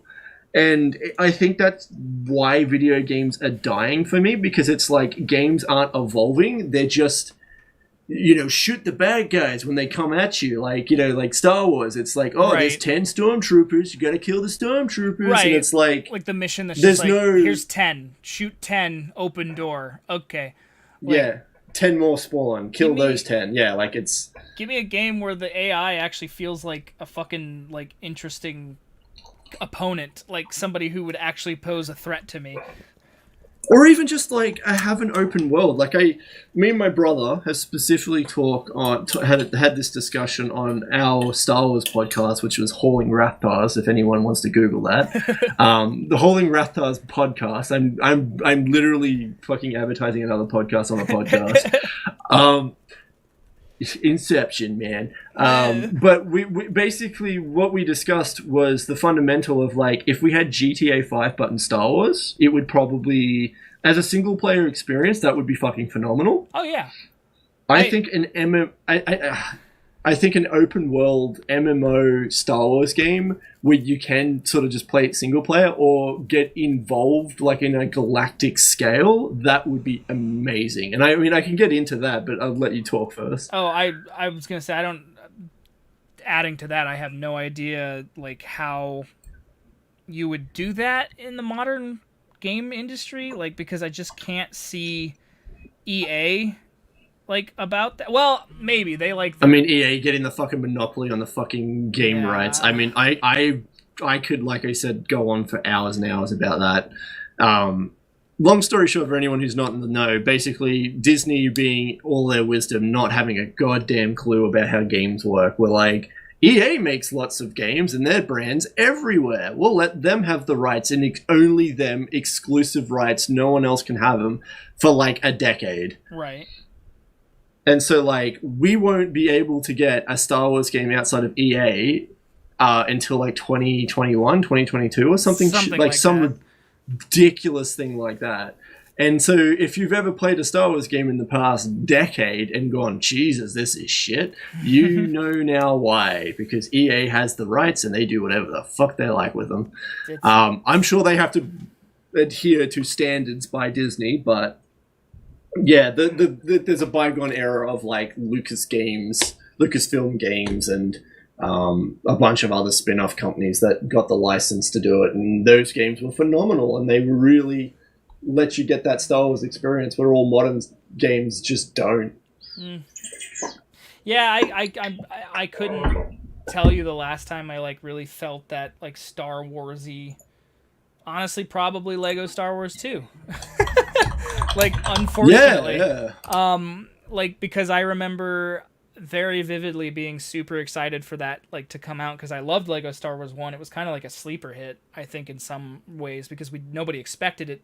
You know, like, oh, it comes out and it's just like, wow, this is actually really fucking good. Like, I wish it wasn't about the prequels, but hey. And they're like, oh, well, don't worry, here comes Lego Star Wars. Like, they even teased it at the end. They're like, oh, you play as Darth Vader in this, like, last level. And you're like, oh, I can play as Darth Vader in the whole game. And they're like, oh, yeah, don't worry, we're coming out with the second one. And I was pumped.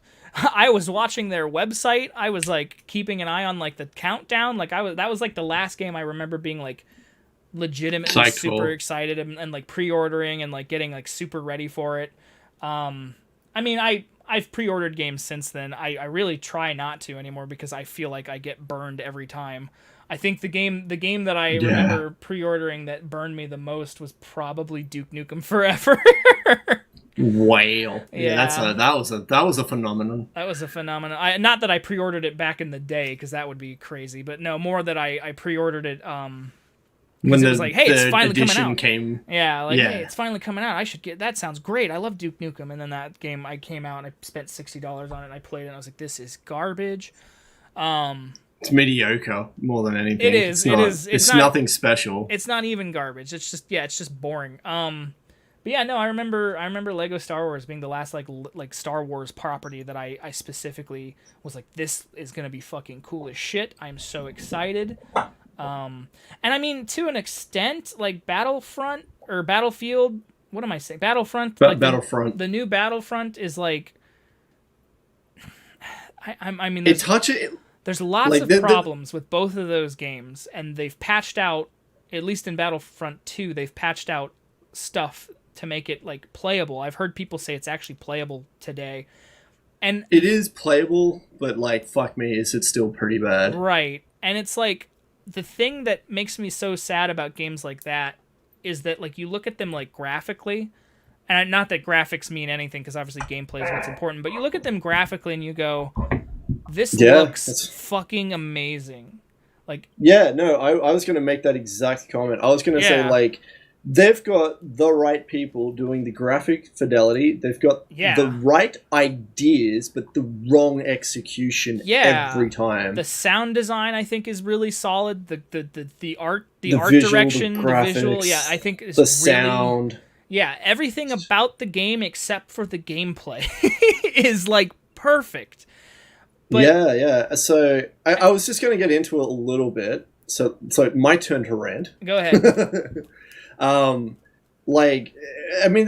Battlefront 2, one of the biggest problems is if you're not people, if you don't have never played it, I've never played it. I played a little bit of the first one when there was a beta, and we're talking about the newer ones, not the original. See, that's classic EA riding on the IP of someone else. Right. They're not being sort of original in their own sense.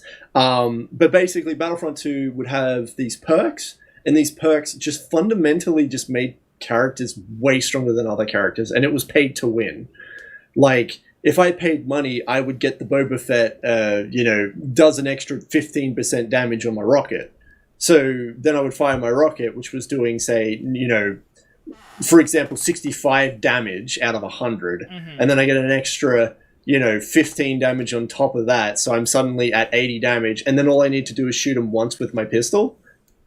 Whereas, like, if I didn't have that perk, I would have to shoot them 3 times with my pistol. Right. So there was a lot of that kind of stuff going on with like the gameplay balancing, where it was, if you started fresh right now, if you bought into Battlefront 2, you just get your ass wiped because these people have been playing so long that they've got all the quote unquote rare unlocks and rare drops that are like, you do, like this percentage damage extra. And people are like, oh, it's only a little bit. And I'm like, it still fundamentally changes the way you play the game. And the guy who's super, like, experienced with 1,000 hours is playing with the guy who has an hour experience. It's I mean, that goes to show you how much I just hate modern games in general, is that the matchmaking in games is a joke. The like balancing of like gameplay dynamics is a joke because it's all about monetizing stuff. Right. There's a lot of that sort of issues going on, and I think I don't know if we've mentioned it before in last podcast, but Star Wars Squadrons, it looks fucking amazing. I've been showing pictures of it, obviously. Right. It looks great. it's like spot on what people would love out of a game. But the problem is, it's only got 4 or 5 ships per team? Something like that. We've talked about this so like, before, like without being recorded, but... before we started the... Yeah, so basically, I kind of explained to Scott that it's a MOBA. Right. It plays like a MOBA. It's a MOBA equivalent, but in spaceships. And the whole point of being in a galactic battle is that it's at a galactic scale, not 5v5. That's nonsensical. Like, it takes just... Like, graphically, this is spot on. This is exactly what I want out of a game. This is Star Wars. Right. But the gameplay is this is the whole me saying it's pandering, or it's being dumbed down for a general audience. And look, don't get me wrong, I feel like games should be accessible to everybody.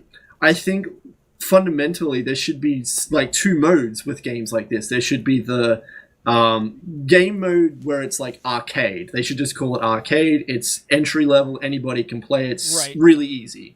And then they should have the realism / advanced mode, or whatever you want to call it, where it takes the game to the next level, where there is progress in the game, where you're actually at a level where you're fighting each other, and you can't just rely on lock-on missiles, or you can't just rely on some bullshit mechanic, because that's what these games have, is bullshit mechanics where you press a button and the game just wins for you, you know? Like, there's a problem with that in a lot of MOBAs. I can't give good, solid examples, but like things in like League of Legends, there would be an ability that would like say stun somebody and do 10,000 damage or something, and it's like, well, not only am I being locked down and unable to do anything, this person's doing like billions of damage to me at the same time. Like, why are these two clearly should be on the opposite side of the like ability spectrum together in the same ability? You know what I mean? Like,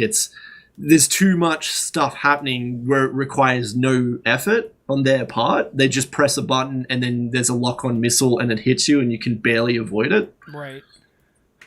That's what these kinds of games suffer from just constantly. And the fact that they can't play with, like... I want to have Return of the Jedi scale battle. Right. Where there's literally an entire fleet of Star Destroyers that if you go near... they will fight back, but they're trying to stop your capital ships from getting out, and you're fighting a literal 1,000 freaking TIE fighters, because like game capacity is at that level now. Right. There is a lot of just like interesting like gameplay choices that you could make with with modern technology in mind, because it's like what you have today is so much more than what we had 10 years ago in terms of like scale and like how much fidelity you can fit on one screen with a bunch of players all playing, like, and assuming you get your net code correct, you can get really good like performance out of it and everything. But like, yeah, exactly. Like, that's like, I would love to see an all-out scale like war. Like, what happened to the games that were like trying to push that envelope? Like, I think it was like, what was that fucking game on PS3 where they're like, hey, you can have fucking 200 people in this server, and it's like a real war. Mag, yeah, and like now it's all fucking shut down, and you can't even buy that game anymore. But like, yeah, like why? They were trying to push the envelope, right? But that seems to have like, and I mean, we all know why. It's because the fucking game industry doesn't care about gaming anymore. It only cares about the profit margin, and right now they think personally that the thing that's going to make them money is creating this. That's the thing. Who's out there like buying it, going like, they've already fucked up twice. People like had their problems with Star Wars Battlefront and then Battlefront 2, and then they canceled like, fucking whatchamacallit, what was that game that the Uncharted 2044 yeah, or something 2044 or whatever it was. They canceled all the games that everybody was really excited about, and like, and so who are they fucking like trying to market towards anymore? Who's actually out there going, yeah, Star Wars Squadrons, I'm really excited that you're making a new Rogue Squadron game, but it's not Rogue Squadron, it's just Squadrons. Like, I don't get it. Like, why wouldn't you want to try 13, sorry. Okay, yeah, 13. I couldn't remember the numbers. I knew it was me either. Right. Like, it's a Star Wars thing. Why wouldn't you want to create something that the fans of the series, the people who are going to buy your shit, actually want to play? Why aren't you trying to set out to create an experience that you can't get anywhere else, and put it in a way where it's like, hey, like, because that's the thing. It's like if I really wanted to, I'm sure there are 1,000 different indie titles out there with like ship battles that are probably infinitely more accessible and more interesting and more fun. They just don't have the Star Wars IP like attached to them. And then they're probably great. And because they were made by an indie team of like 2 people, they're really lightweight, and they were, and they have constant updates. They care about the community. And it's like, and it's the just balance, the balance. And that. Oh, and it only costs like $15 instead of $70, which is what all new games are apparently going to start costing now. Because we just heard that news. Like, wow. Yeah. Get on Australians fucking terms, man. We're paying 99 Australian dollars since like 2000 fucking. Do you really? It's bullshit. Do you really pay 99 Australian dollars for? Well, then that means because we've been playing 60. Dude, we've been paying that since like the 90s. That's upsetting because I remember the PS2 era. $50 US was like the standard for video games. I remember buying like PS2 games $50. Well, that's about 100 Australian dollars back in the day. Like Australian dollar was like half a US dollar, so that would make sense, right? Okay, right. Well, so then the PS3 era, they're like, well, graphics are more expensive, blah blah blah blah blah. And they're like, okay, now it's $60 US a game. And it's just absolute spineless fucking excuses. Like I mean, that's a whole thing I could get into and rant about for hours, and it's politics and it's business advantages and stuff. It's been $59.99 US dollars since the PS3, the PS4, and the Xbox 360 and the Xbox One. It has been that price point for a decade now, basically. And now, like, they just announced, I think it was with Black Ops Cold War, whatever that fucking game is. That game is going to be $70 at launch for the PS5 and the Xbox Series X. That is like the people who make Call of Duty have always been the forefront of fucking us with money. Oh yeah, like in Australia, they literally said like, oh, it's 80 Australian dollars because we have to distribute it to Australia. And it's like, dude, it's on Steam. What are you talking about? It's digital. Like the Australian server gets that game hosted on it. You don't pay for that on Steam. Right. Steam takes a cut of your profits to pay for that. There's no fucking way. Right. Like, because I'm a game developer and I talk to other people who've actually gone through the Australian rating system. Mm-hmm. In Australia, to get your game rated, it's about $1,000. That's it. Doesn't matter if you're the biggest company in the world or the smallest company in the world, it's $1,000. Just flat. Okay. How can you justify selling a digital game in Australia when all it cost you is $1,000 to get it rated on Australian classification? Right. Like, if you're a multi-trillion-dollar business, fuck off. Sorry, but just fucking right off. Like, their CEO makes so much goddamn money for no goddamn reason. That's the bottom line. And I mean, again, we don't want to get into politics, but there's just so much stuff that just like it's almost hard not to get into politics about this because it's like, as much as you're right. It's like as much as I want to stay, it is like the reason it happens. It is like it's like, oh, we have these like crazy executives making crazy fuck ton money. And we're barely paying our developers. We're barely paying anybody in our departments. And, like, even though those are the people who fucking make the games, like, hey, maybe pay those people a little more and you'll get fucking better games out of it. Yeah, it's like the people who make the, like you take every staff member and how much they earn making, say, let's just, for example, say Star Wars Battlefront 2. You take every staff member that worked on it and all that sort of stuff, and then you accumulate all the money to, like, let's just say, for example, $10 million. That's how much they paid the staff to make Star Wars Battlefront 2. Right. The executive, whoever the fuck is in charge, gets $10 million as well. Yeah. And they haven't done anything. He hasn't done jack squat other than be there and say, hey, you should make that game. I signed the paper. It's like, what? What did you do? It is just that, like, underlying thing where it's just, again, not trying to get too political with it or all that sort of stuff, but it is that underlying problem where everything we talk about, like, why are games getting worse? Why is this happening? Why is the graphics amazing? But then, because it's all to sell the game, it's not to make the game worth people's time. And Right.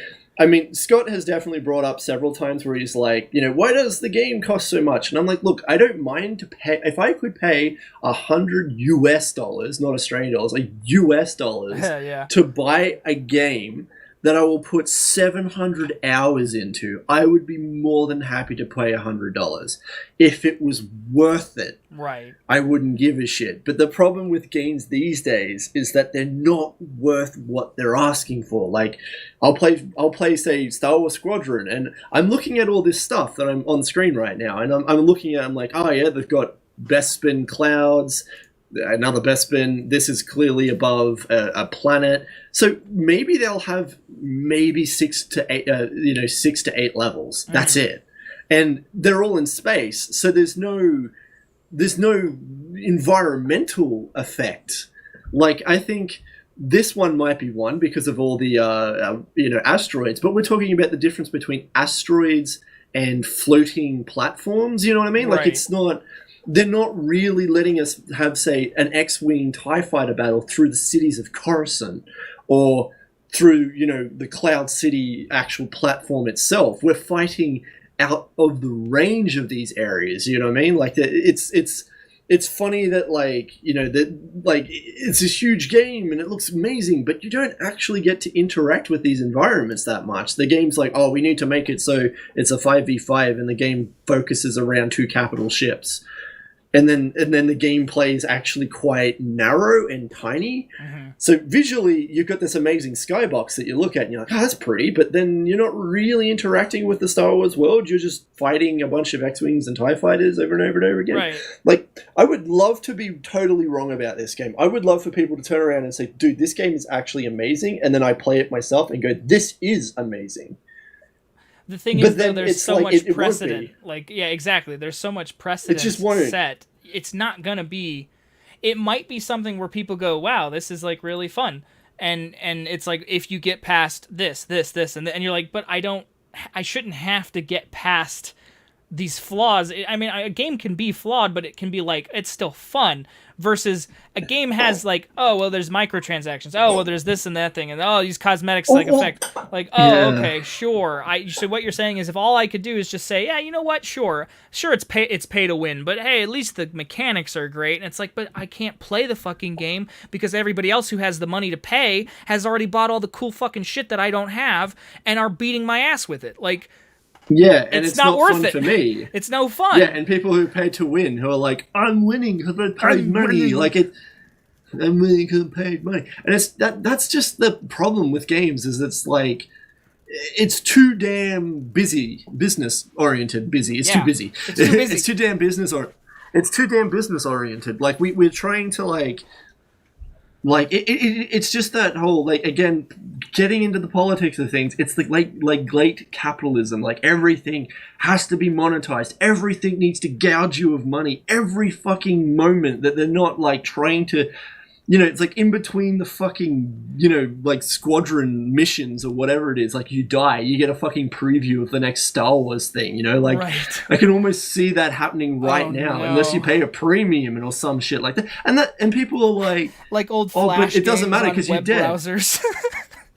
Yeah, like, not even kidding. Like, it's just, like, oh my god, it's just insane. Just, like, that's the problem with, like, capitalism in general, is it's less about, dude, I mean, you had up Star Wars X-Wing. Oh yeah, that's my Right. that's my copy of X-Wing, the collector's edition that I have. It was relevant, so I took a quick picture of it. That's like on my shelf like 10 minutes ago. So Yeah. So that game specifically, there's a person who's modifying it, and this is their webpage. So that X-Wing game that Scott's showing off, there's a guy modifying it, updating the engine, and check this shit out. Like, look how good this looks. This is a dude modding. right. Who's just like, let me see if I can zoom that in enough. This website was built in like fucking 2005. But like, look at this cockpit's detail. Right. And this is in X-Wing. Like, this is in the game. and then this guy comes up with like, he's like modifying all these bits and like getting stuff working and making the UI work in like widescreen, and he's getting like the X-Wing variations and colors and stuff, and it looks awesome. And it's like, dude, we love X-Wing. We've played X-Wing, and we know that's a great game. Like, here, look at this. Right. That looks. I mean, it's a little dated in like its presentation, but like in terms I don't think this is It says almost complete, so this isn't isn't the final version yet. But like, look at the Tantive 4. Like, look how nice that shit looks. Right. And that's in the same engine as fucking, 1997's X-Wing, like, or whatever. Yeah, they're using the same construct, but they're also rebuilding everything from the ground up with different stuff. But it's like, so they can legally make this game. Right. And like look at this, though. Yeah. Like, that's so nice. And it's like, what am I even trying to say? Like, that's, to me, what... there's so many things about it that what you're saying is like so very, very true. People who so here's what I think I want to say. Gaming as it was being done back in the day, where all the classics like come from, it was a passion project. It was people working on something that they wanted to be working on, and the big to work on Star Wars is to work on Star Wars, Exactly. Like, it's like, oh my god, we got to do this game justice. And people work on those games today. I've heard people say like, oh, I worked on Battlefront, and I'm like, what did you do? And they're like, oh, I just mostly was like a cog in the machine. Like, they never really did much. Like, and then you got the one, crazy ass artist who does like, I did all the Stormtrooper stuff. Right. And you're like, oh, cool. What else did you do? And he's like, oh, I didn't do the animations or anything. That was somebody else. And like, there's no wonder that like there's people work in these games and they're like, they want to be proud of it, and the artwork they do is immaculate and the quality is through the roof. But fuck me, the company that like they work for are just clowns. Exactly. The people who made games when it was fun to be a gamer made them because they themselves were like, this is what I want to play. Like, I'm making a game because I want to play this game. Or at the very least, I'm making this game because it's something I want to see exist in the world. And it's a small team. I mean, maybe even a larger team. Maybe you even have up to 60 people. But everybody, like, is, like, aware of what they're doing. They're passionate about what they're doing. And they want to make the best possible product. And the guy who's funding it just sort of says, like, hey, I trust you. You guys are developers. You guys are programmers. You guys are artists. Here's the money to go make it. Go make it. Hopefully we get a return out of it. Yeah, but that's the thing. There's that just huge disconnect between, like, look at this guy's R2-D2 model. Like, fuck me. Right. That's like better than like watching it in the film. That's almost that's almost like, honestly, no. Looking at it as a small screen, like on the OBS screen, like that just looks photoreal to me. Like, literally, if you told me that was just a picture of R2-D2, it does to me. Yeah, if you told me that was just a picture of R2-D2, like the little canister that like was on the movie, I'd be like, yeah, okay, that's what it is. Like, I don't know. It's just really sad the way that the game industry has like, and it's funny, like the movie industry has done the exact same thing. So it's pretty much all entertainment has become so. It's the same people that are fucking it over. Exactly. It's become so corporate. It's become so, like you said, like late stage capitalist, where it's like, instead of making a piece of artwork or even just something that you're like, this is going to be fun, like instead of making something for the sake of making it fun, the fact that it would sell, like the fact that like they don't, you have Star Wars attached to it. You don't need to do anything else. You could literally remake, like you were saying, you could literally remake X-Wing with better graphics and an online system, and it could take you like not even a year, and you don't even have to. You could put like 6 people on it, because clearly here's one guy doing it on his own, like and you could get the same return. The exact same return, and you didn't have to spend AAA money on it. Like, that's what I don't understand. Is it's like what the bigwig people don't get is that it's like there are people out there who are passionate enough, who will do this job, and they'll do it the best of their damn ability. Oh, it's the quick turnaround. That's all they want. They want we worked on. I let you guys for a year and a half work on this game. And now it's made me now $25 million, and it only took a year and a half. Fantastic. Because I had 300 people like as an assembly line, like putting it together. And then I just fired all of them as soon as I was done with them, because you've done your part. Get out. Therefore, I don't have to pay you extra. And now I can now we've made huge profits because it's got the IP attached to it, and then it's like job done. Like they don't care what's in the game. They don't care whether or not it's shitting all over like people's hopes and dreams. It's just we make money, good job. Exactly. And people are compliant about it. People are complacent as well. Like they just that's how it's always been. I just don't understand, like, okay, like for example, I obviously I work at a game store, so I sell video games. People are coming in and they're buying Madden 21. And it's like, okay, sure, you like football games, whatever. But like then you watch like reviews of it, and it's like people, like game reviewers are just like, it's it's more of the same when it comes to this, but they tried this and that didn't really work, and it's also like the microtransactions here, and it's like this, and it's like this is a pretty shallow Madden experience, all things considered. And you're like, but it still sold $1 billion worth of that fucking game because it's the new Madden, and it has all my favorite. It's got all the same people from real life in video game. Like I just don't understand. And it's the film experience. People are like, I want to go watch the Endgame Avengers, and it's like one of the fucking top grosses Endgame Avengers. Sorry, top. What's the top box office films of? Like there is a list of the top 10 films, top grossing films is what I probably need to look at. Yeah, Avengers Endgame, and I can't help but sit there and think, why is that so popular? And it's just, I want to feel empowered when I watch a film. I want to watch the man in the cool metal suit fly around and punch the bad guy. Like that's not even kidding why people love that shit. Right.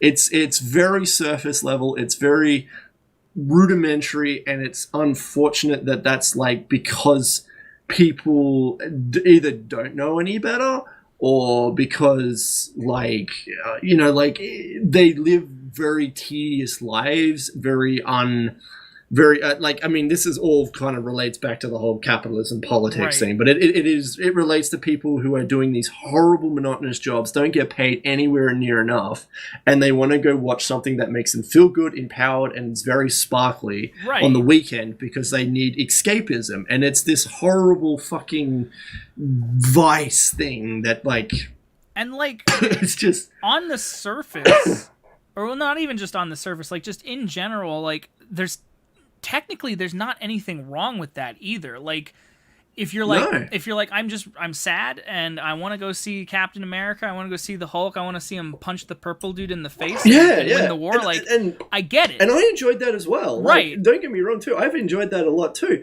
It's the fact that we can't have both. And for some reason they're not mutually exclusive, and people think they are, and I'm like, they're not. Like we could have Avengers and we could have fucking something else. Yeah, for every Avengers Endgame that comes out, there could equally be a fucking like Schindler's List or I don't know. I can only think of Spielberg movies for some reason, but like for every big blockbuster like thing that is just mindless and corporate, and they made it just so that you would be like, this was fun. There could be even fucking in that same vein, like The Mandalorian, like was made with the Disney money. It was made with the idea of it being this big thing, but they knew it was coming to a streaming service. It wasn't going to be released in theaters. It was going to be its own standalone television series. So they let the creators have a little more freedom in what they wanted to craft. And what ended up happening? Everybody fucking loved The Mandalorian when it came out. Everybody was like, this shit is amazing, we love Baby Yoda, and boom, there's your next plushie, and now you're making all the fucking buku bucks that you want to make anyway. Sure, there's no box office returns because it's a streaming service, but who gives a fuck? Like, you got to sell your fucking Baby Yoda toys till the end of time. Exactly. Like, and it's like, there you go. And it was, like, thematically satisfying. And it was, like, storytelling done well in a Star Wars universe. And it was actually, like, intrinsically interesting. It wasn't just fucking, we pooped out the last Skywalker, and guess what? The Rey lady, she says, I am a Skywalker, and I shoot the Palpatine with lightning. Like, it didn't have to be fucking stupid.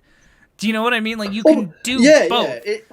It's this whole thing where, like, I mean, there was that whole Red Letter Media fucking thing where they were like, I can't wait to see this next Star Wars movie because J.J. Abrams said, fuck it, in an interview. We're going to do the thing. Yeah, and then they didn't. And then you're just like, what is... He did do the thing. It was a fucking disaster. Yes, but do you remember what Mike's theory was? He was like, they're going to do time travel. They're going to go back in time and do... they're going to end game it. And I was like, honestly, if they do that... Sure, it'd be fucking ridiculous, but you know what? I'm here for it. I want to watch that dumpster fire. Yeah, and what we got was not a dumpster fire, but like just worse than ADHD in terms of like pacing. Like, oh my god. Oh yeah, that was chopping and changing. It was. I think this is the thing. People are like, oh, Star Wars needs to be this. No, Star Wars needs to be that. I'm like, Star Wars can be anything. It's a humongous universe. I want to watch my, Blade Runner Star Wars movie or Blade Runner Star Wars show. Like, I would love to watch something like that. And that was what me and my brother were excited about the Obi-Wan TV series. Because it's like in a Western. Yes. He can't use his Force power. He has these amazing abilities, but he can't use them because he would reveal himself as a Jedi, and you don't want to do that on a place like Tatooine, right?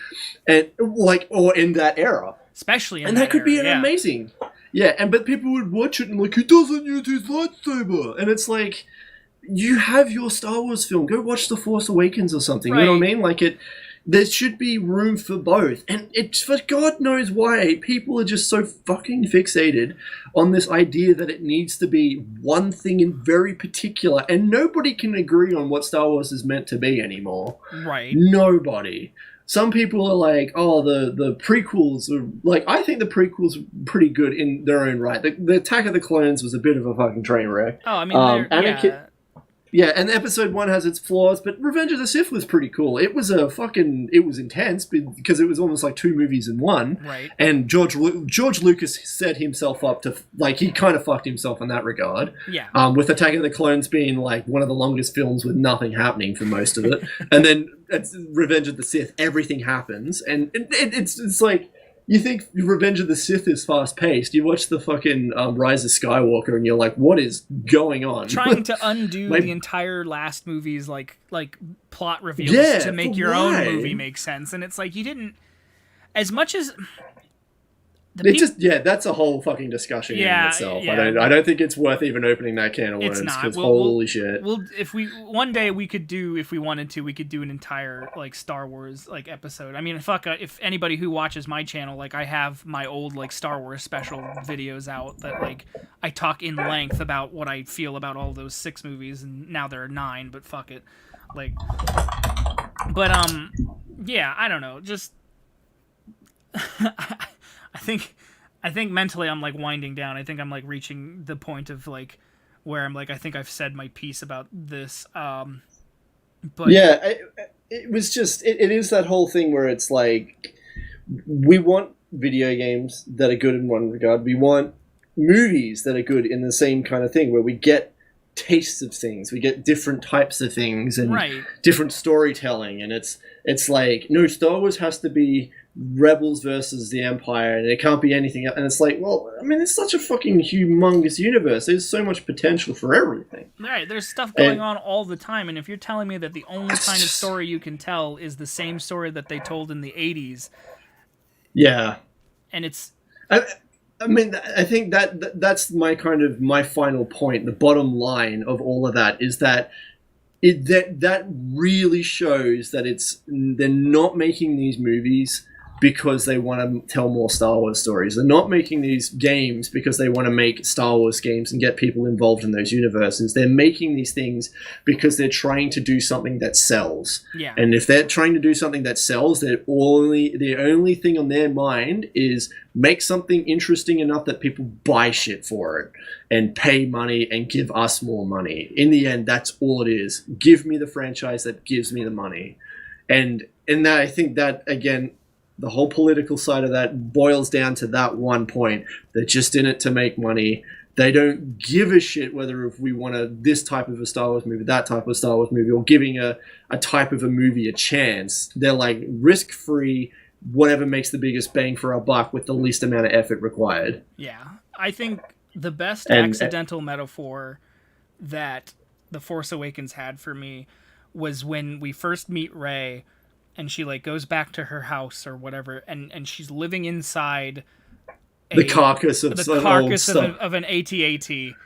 Yeah. And playing with little like rebel dolls, and has like her own, and she puts on the rebellion like helmet.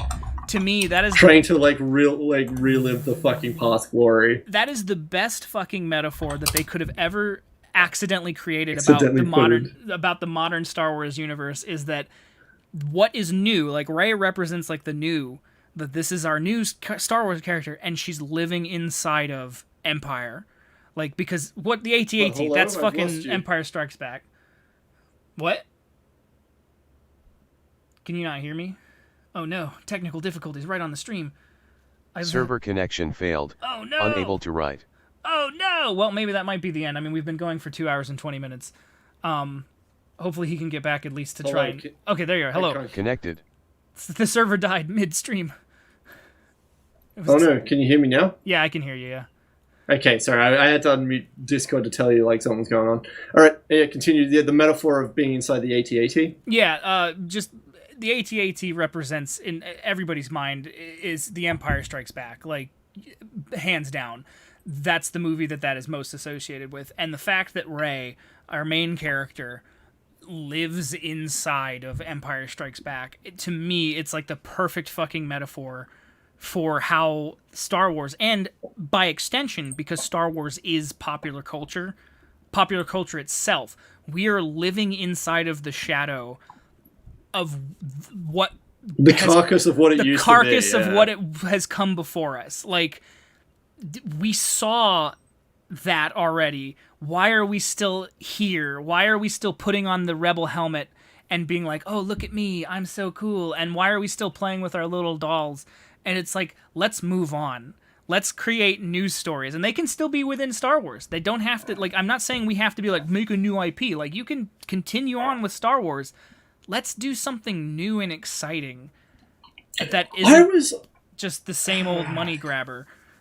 Yeah, I mean, I think it was just it is just one of those bottom line things where, like, yeah, she's living like this whole like, oh, we want to have Star Wars and stuff, and it was so funny that they're like in and themselves with the sequel trilogy was that they're so caught up in it. It's like, oh, it's the Rebels and the Imperials, and we got to relive past glory, and we got to do that. Like, it's like an old dude who was like, I won the bowling championship in 1995, and it's now 2020, and that's, oh, but I won that championship in 1995. I'm still really good. And it's like, nah, dude, you're like, your prime is gone. Exactly. Like, there's so much more going on in this world. Like, you and, basically...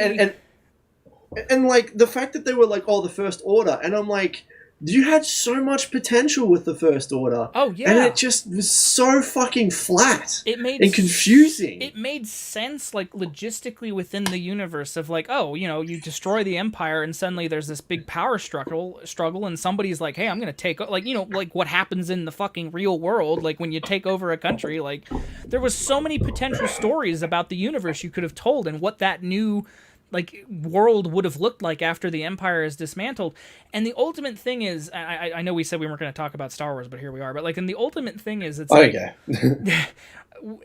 what you end up doing by creating this like universe expansion, the sequel trilogy, and having it tell the same story again, is that by like bringing back Palpatine, by bringing back the Sith thing, and by bringing all of that back around and basically telling the story to Episode 6 one more time, is that all you've done is you've completely negated the efforts of the characters who came before. Like Luke Skywalker defeats Luke Skywalker and his father after, you know, convincing his dad to be redeemed and say, hey, Anakin Skywalker's still inside of you, you know, you can do this with me. And the fact that together they destroy the Emperor and they overthrow the Empire and the whole thing's done and good, you know, and like that's the end of that story. And if you're going to continue that story, you have to say, okay, that has ended.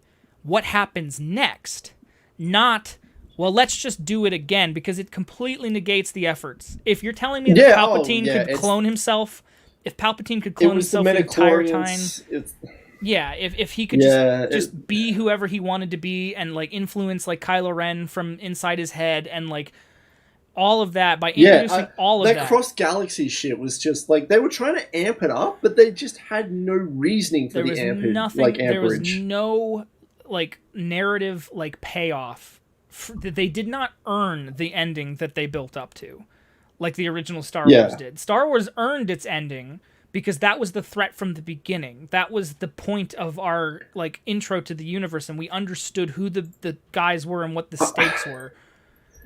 I mean, it's almost like a I don't know what the word would be. It like parallels like American history. Like World War II, Star Wars, the trilogy happened, and World War II ended, and then America is still trying to live that like past glory of like, but we fought the Nazis, man. We're going to defeat the Nazis, and it's like you are inherently becoming what you wanted to destroy. You know, like the best. You were the chosen one. The best thing about Star Wars being like our most American pop culture entry is that it does. You're right. It very much it paints such a perfect picture of culturally like who we are and what we're trying to accomplish and what we no longer understand about ourselves, in that like you've got the original trilogy, like you said, that's the we beat the Nazis, and everybody was like it was the 70s and the 80s, and we were like, you know, Vietnam had really depressed us, so we're like, let's remember the old days, and like it worked because it was just a decent story in a fantasy universe.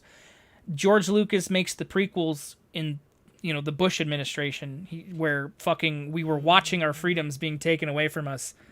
And essentially people were saying, yeah, you know, terrorism, scary, go ahead, you know, Patriot Act, you can go ahead and spy on us, go ahead and do it, you know, like, as Natalie Portman puts it, you know, she's like, this is how democracy dies, with, you know, uproarious applause. And it's like, oh, I get it, I get what you're saying, George, you're right, like, that's exactly what's going on. And then they make the sequel trilogy, and it's like, shit's still happening, and the corporatization of America is still happening, and what do they fucking do? Like I said, she lives in the fucking carcass of an AT-AT.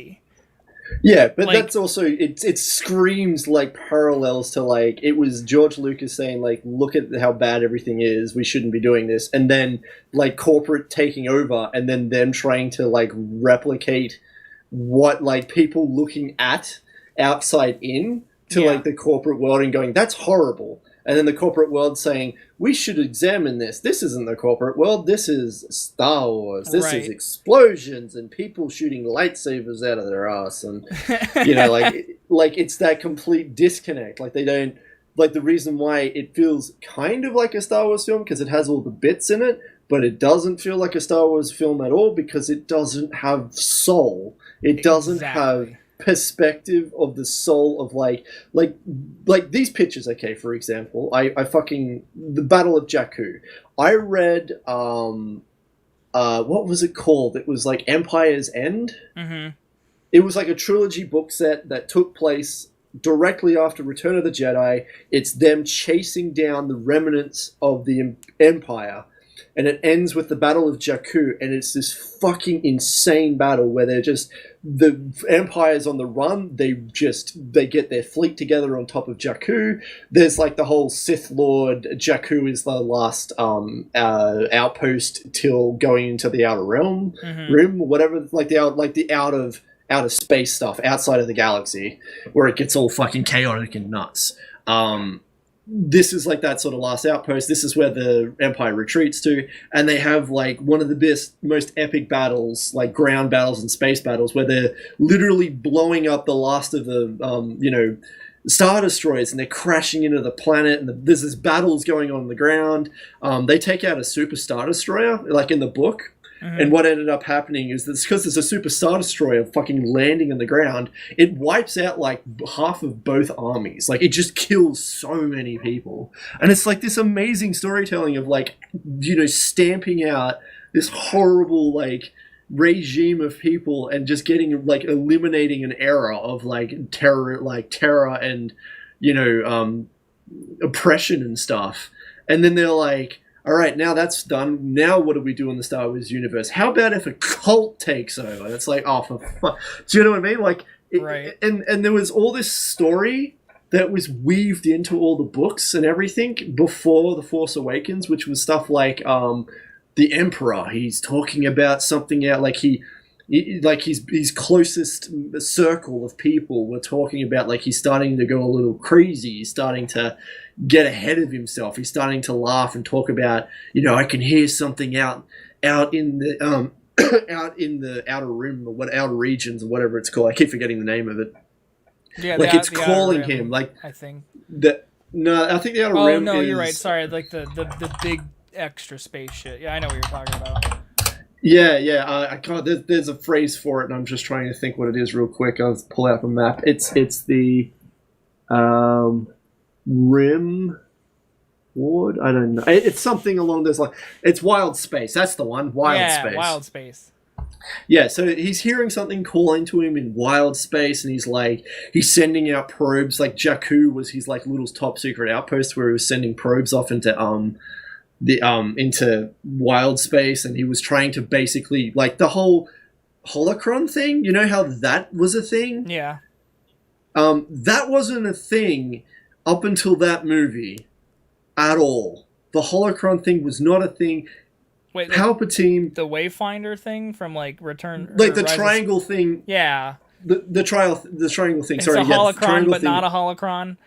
Yeah, and it shows you the way to this planet, and it's like that wasn't a thing in any of the other stories, like all the other canon stuff. Right. And they kind of just shit all over all that stuff. So like all the canon stuff they created up until these 3 films was fucking phenomenal. Right. It was like it drew me in, and it were talking about like we're going off into the our wild space, and he's sending these probe droids, and they're charting a course, and the ending of Star Wars Rebels. Have you seen that? Oh yeah, where Ezra like zips off like spoilers. Yeah, spoilers. Spoilers for Star Wars Rebels. Highly recommend it. It is actual Star Wars. It's not bullshit. It's actual Star Wars. No, I like made by really really good people. Yeah, but yeah. So spoilers from this point. So maybe just skip ahead like I don't know a minute or something.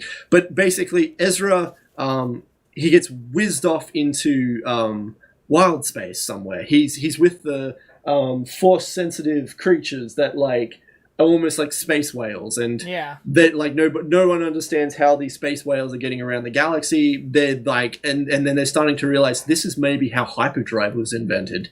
Somebody worked them out from these force like not force wielding but force sensitive creatures that let them travel through the galaxy. And it was this huge build up of like there's something greater than all of us coming to the galaxy. Something greater is going to happen in this universe. Like something bigger than the Empire, something bigger than the Rebellion is going to happen. And I was like, the Force Awakens. Oh, maybe this fucking thing is going to awaken, and this fucking insane universe of like there's maybe some sort of like force crazy sensitive like Cthulhu or something is coming. But it turns out it's all about the fucking Skywalker family again. Yeah, and it's about Skywalker, and then Palpatine was like, I found a Sith planet, and it's like, oh my god, how fucking deflated was that? Like, but dude, like that was my expectation going into Force Awakens. I was like, holy shit, we have so much potential for so much, and then it just pooped all over it. It was so upsetting because I was just like, what is this holocron? Why is a knife matching up with a fucking Death Star like made thousands of years ago? Constantly eroding like fucking like thing. How ever changing. Yeah, and I was like, was that knife built recently in recent years, or was it built thousands of years ago? It was very unclear. I haven't actually rewatched the movie because I just don't like it. Like, that is just the most depressing thing. I've only watched it once. I watched it in the movies. Right. And then I've heard people talk about it, because I watched it and then I just sort of went, that was really good. And then it just slowly, every time I think about it, I'm like, no, it wasn't. No, it wasn't. That was terrible. What was that? I watched it 2 times. Once in theaters and once again when it was released digitally. And watching it in theaters, I was like, oh, okay. And then, watching it digitally, I was like, oh no. Like, yeah, this how is did terrible. I miss this? It's because it's a overstimulating fucking experience. It just you don't know how to comprehend any of it first time you watch it. It's just too much. It is. We're going here, we're doing that, we're going to this, we get this, we're going to do this, we're going to save this person, this is a love interest that wasn't. And then this is happening, and it's like, like, what is happening? But because you're just like, it's Star Wars, I got to pay attention, and you can't. Right. And it's they're just over fucking, it's like they're flashing lights at you, and you don't even know what's happening. I think, like, metaphorically, again, like speaking metaphor, I think it really just goes to show, like, kind of everything we've been talking about up until this point is just like leading up to that. It's just like these big moments of like pop culture destruction of, and I mean, on one hand you're like, oh, it's just Star Wars, it doesn't matter, and you're like, yeah, you're right, it's Star Wars, it doesn't matter. But on the other hand, it's like, but this is like, these are our new stories, these are the new things that we like enjoy and like become a part of, and like storytelling is important. And like, there's going to be a whole new generation of kids who've grown up on this stuff, and they've been like their bar is set so fucking low. Which just hopefully means that people can make good stuff in the future, because now it's like, well, I know how to make a bad Star Wars movie, so let's like make a good Star Wars movie. I'm thinking it's more like they set the bar so low, so a whole new generation, they slowly raise the bar back to the old standard that we were used to. Oh god, 2052, we come out with Star Wars Episode 30, and it's like, wow, finally it's good again. Finally, it's good again. Yeah, there was a rocky road there for about a couple of decades. All right. So I think with that, I need to do some errands before I go to class today. So I think I've reached a point of ending. But I think we've had a lot of good discussion again, and even more focus this time than last time. So I for a little while there. For a little while, I definitely think we should continue to do these for sure. Now that we've made 2 episodes worth. This was me for like 5 minutes there. But yeah, so thank you everybody who did watch. I think we peaked at like 5, which is not like a great number, but hey, I'll take it. I mean, we're just starting. We are just starting, and everybody who's still watching, I think there's 2 people watching. Thank you very much for being here. We enjoyed your presence, even though nobody said anything. But again, that's not on you. I just meant, thank you. But yeah, any closing remarks you want to make before we stop the stream, or stop buying fucking terrible games? Stop giving in to the corporate oligarchies, and just stop giving your money to goddamn people who do not deserve it. Like, I know people need to be paid for their hard work, but goddamn, don't encourage it. Here's a game. This is what we'll end it on. Go support a game called, I just recently found out, called Short Hike. It was made by one dude. It's very, very small, and it's fucking beautiful, and I love it. And sweet. Go give your money to small creators like that so that they can make more stuff. Yep. And I will say that also we both, Scott's got a Twitter, and yes. I've got a Twitch. Mine's twitch.tv/Packerb. I do stream a lot of game dev, occasionally games, not very often games. Yes. Thank yous for doing this despite the lack of an audience, Mr. Lego Dude says. Yeah. Thank you for like sitting here and letting us just go on massive tangents. Because that's basically all it ever will be. But yeah, thank you for sitting here. If you're watching this in an archive, thank you for that. Obviously, if you want to find me, I do have a Twitter. I mostly just tweet bullshit on there. But if you're trying to like find my content, you're already here. I didn't know how else to say it, but like, you're on my YouTube channel. This is basically my main hub of shit. Trying to expand myself a little more, because I kind of fell into a rut of making like movie reviews. I want to just start making more stuff, so it'll probably show up here. I'll probably be involved with some of that as well. Most likely. It'll probably start showing up here, or maybe my second channel, but honestly no, probably just here, because this is where I think we're both trying, like, so right now, just quickly, my side as well, I'm trying to like, I might even do some streams on it. I'm trying to like learn network programming. I'm trying to create some games of my own. Like I was working on like a Lego remake game of like Lego Rock Raiders, which is around. There's a guy doing a better job of it now, and I'm kind of to the point where I'm thinking I'm just going to quit that. But it's like a whole thing. I could talk about it at some maybe next time. But yeah, I'm trying to make some game stuff. I'm trying to get involved more with doing stuff with Scott. Like I feel like we're both just sort of hit that age group where we're like, we're kind of nearing our 30s now. We want to just sort of do things that we've always wanted to do, and like now's we the better actually time have than ever. the fucking means to do it, because now that we're like The tools like, are everywhere. The tools and are easy everywhere, and accessible. And my knowledge and like our knowledge bases are so much larger than they were 10 years ago. Like, Yeah. So we probably might do some more collaborative work. Like Scott seems pretty, doing all right in life. I'm doing pretty well, actually, all things considered. I actually have more time to spend on working on projects than Scott might. But going back to school. like at the yeah. So like we kind of hit this point, and I don't know if we discussed it on the podcast, but. And I'm not going to keep you for too long, Scott. We're good. We just sort of hit this. We just sort of hit this point where we both kind of had this realization that, like, we both have the capabilities to just do what we want to do, and we don't necessarily want to get in, like. And this whole podcast is just attributed to that, where we don't want to get involved in this big cesspool of like horribleness that's happening in both the industries, game and film. Right. We like, so Scott wants to sort of, I don't know exactly the things exactly you want to do, but like get more into doing sort of short indie film stuff where you can actually animate what you want, or you can do what you want out of it. I'm trying to get into smaller scale games where I can develop it all by myself within a reasonable time frame, and we can cross collaborate and that sort of stuff. And I feel like, I mean, you said like, what's your final message? And my final message really should be, like, we live in a day and age where the Global Peace Initiative, GPI for short, the thing that's out there, the thing that's happening across globally, where we're all stuck at home.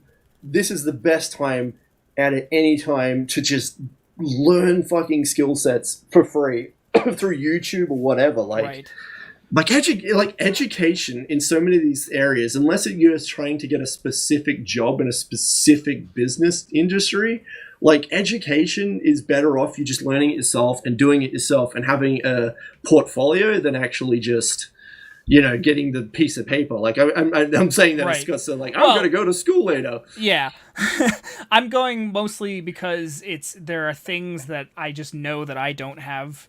Like learning through YouTube, it's just I've tried, and it's just I need a hands-on experience with some of the stuff that I want to do. Yeah, but if you're trying to get into, I can, on the flip side, if you're trying to get into game design or even just like 3D animation and all that, because I've done those things, everything I know about that sector of my life I learned from YouTube.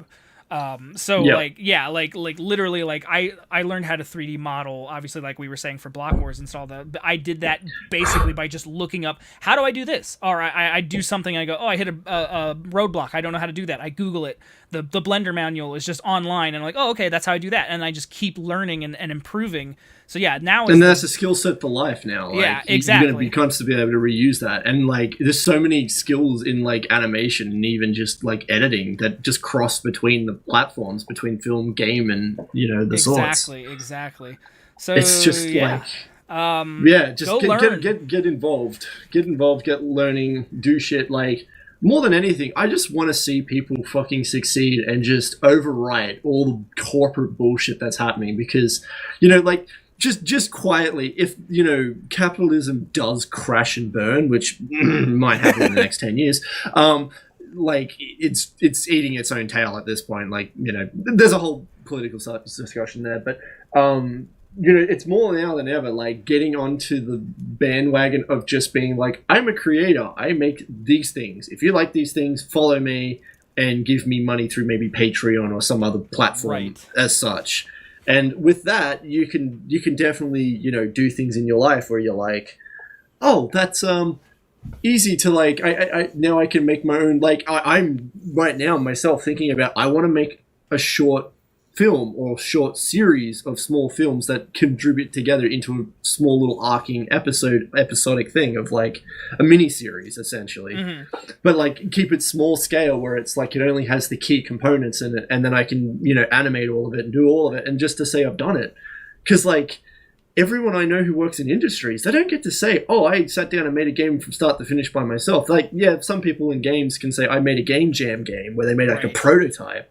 but you can't make like a full product. Like that's not a full product. And a lot of people are just a cog in the machine. And don't get me wrong, being a cog in the machine is fine, but it is that same thing where it's like, if you have creativeness where you're like, I do want to write a book, or I want to make a show, or I want to make a game, the only way that's ever going to happen is if you actually fucking do it. And I feel like, again, best time than ever. And I don't like, I'm just ranting at this point, but yeah, it's so like me and Scott are hanging out doing this stuff because we're both just sitting there like banging our heads like, I just want to make things. I just want to be a part of something. Even just putting out this podcast has like solved some of my like anxiety of I'm not making enough stuff. It's like, well, I'm talking and we're discussing and we're coming to realizations together and we're putting it out there as content. So like, you know, again, thank you to the people who were watching. Like you are the reason that I do this, and I assume same for you. Like I just do it because I want to do it. Well, yeah, that too. But I mean, like it, then they like it. But basically, like community is important. Like I'm doing it because I really appreciate like when people talk. I really appreciate it when like, you know, when Mr. Lego Dude was like, you know, messaging us, like, and obviously feel free to like chime in on the discussion, like, and you know, the more and more anything, the more bigger we get, maybe more people could even join us in the conversation if they have something they want to say. So but yeah, so with Definitely. that, I think our message to the world is support small creators. Now is the best time to learn to do new things, and thank you very much for watching our content, because it's the reason that we're out here, is just we're trying to make content. So yeah, I don't even say it's here to make content. We're just here to just enjoy life and make things what we want to make. Yes, and I agree with that wholeheartedly. Yeah, because it's like some people are like, hey, welcome to my YouTube channel. I make content. And it's like, it's so boring. We're just talking, you know, we're not even scripted at all. Like we have like dot point where we might bring up one or two subjects, but we just. Yeah, well, I do, but I only mentioned one of them. Like, yeah. Well, that means we got more just for the just next in case episode. we run out of things. Yeah. Yeah. So anyway, thank you for watching the Krispy Kreme review. Once again, we completely forgot to bring any donuts in. Damn it! One of these times I had coffee at least. I didn't have any donuts though. Well, it's not Krispy Kreme reviews if we don't have Krispy Kremes, man. Exactly. So, all right. Well, thank you very much again for showing up. Thank you, Glenn, for being my co-host. And it's 3 a.m. Yeah, you should. Yeah, and I don't know. I'm going to stay awake. I'm going to work on my arcade machine, which I'll talk about next time. Whoa. There you go. That's the preview. All right. Goodbye.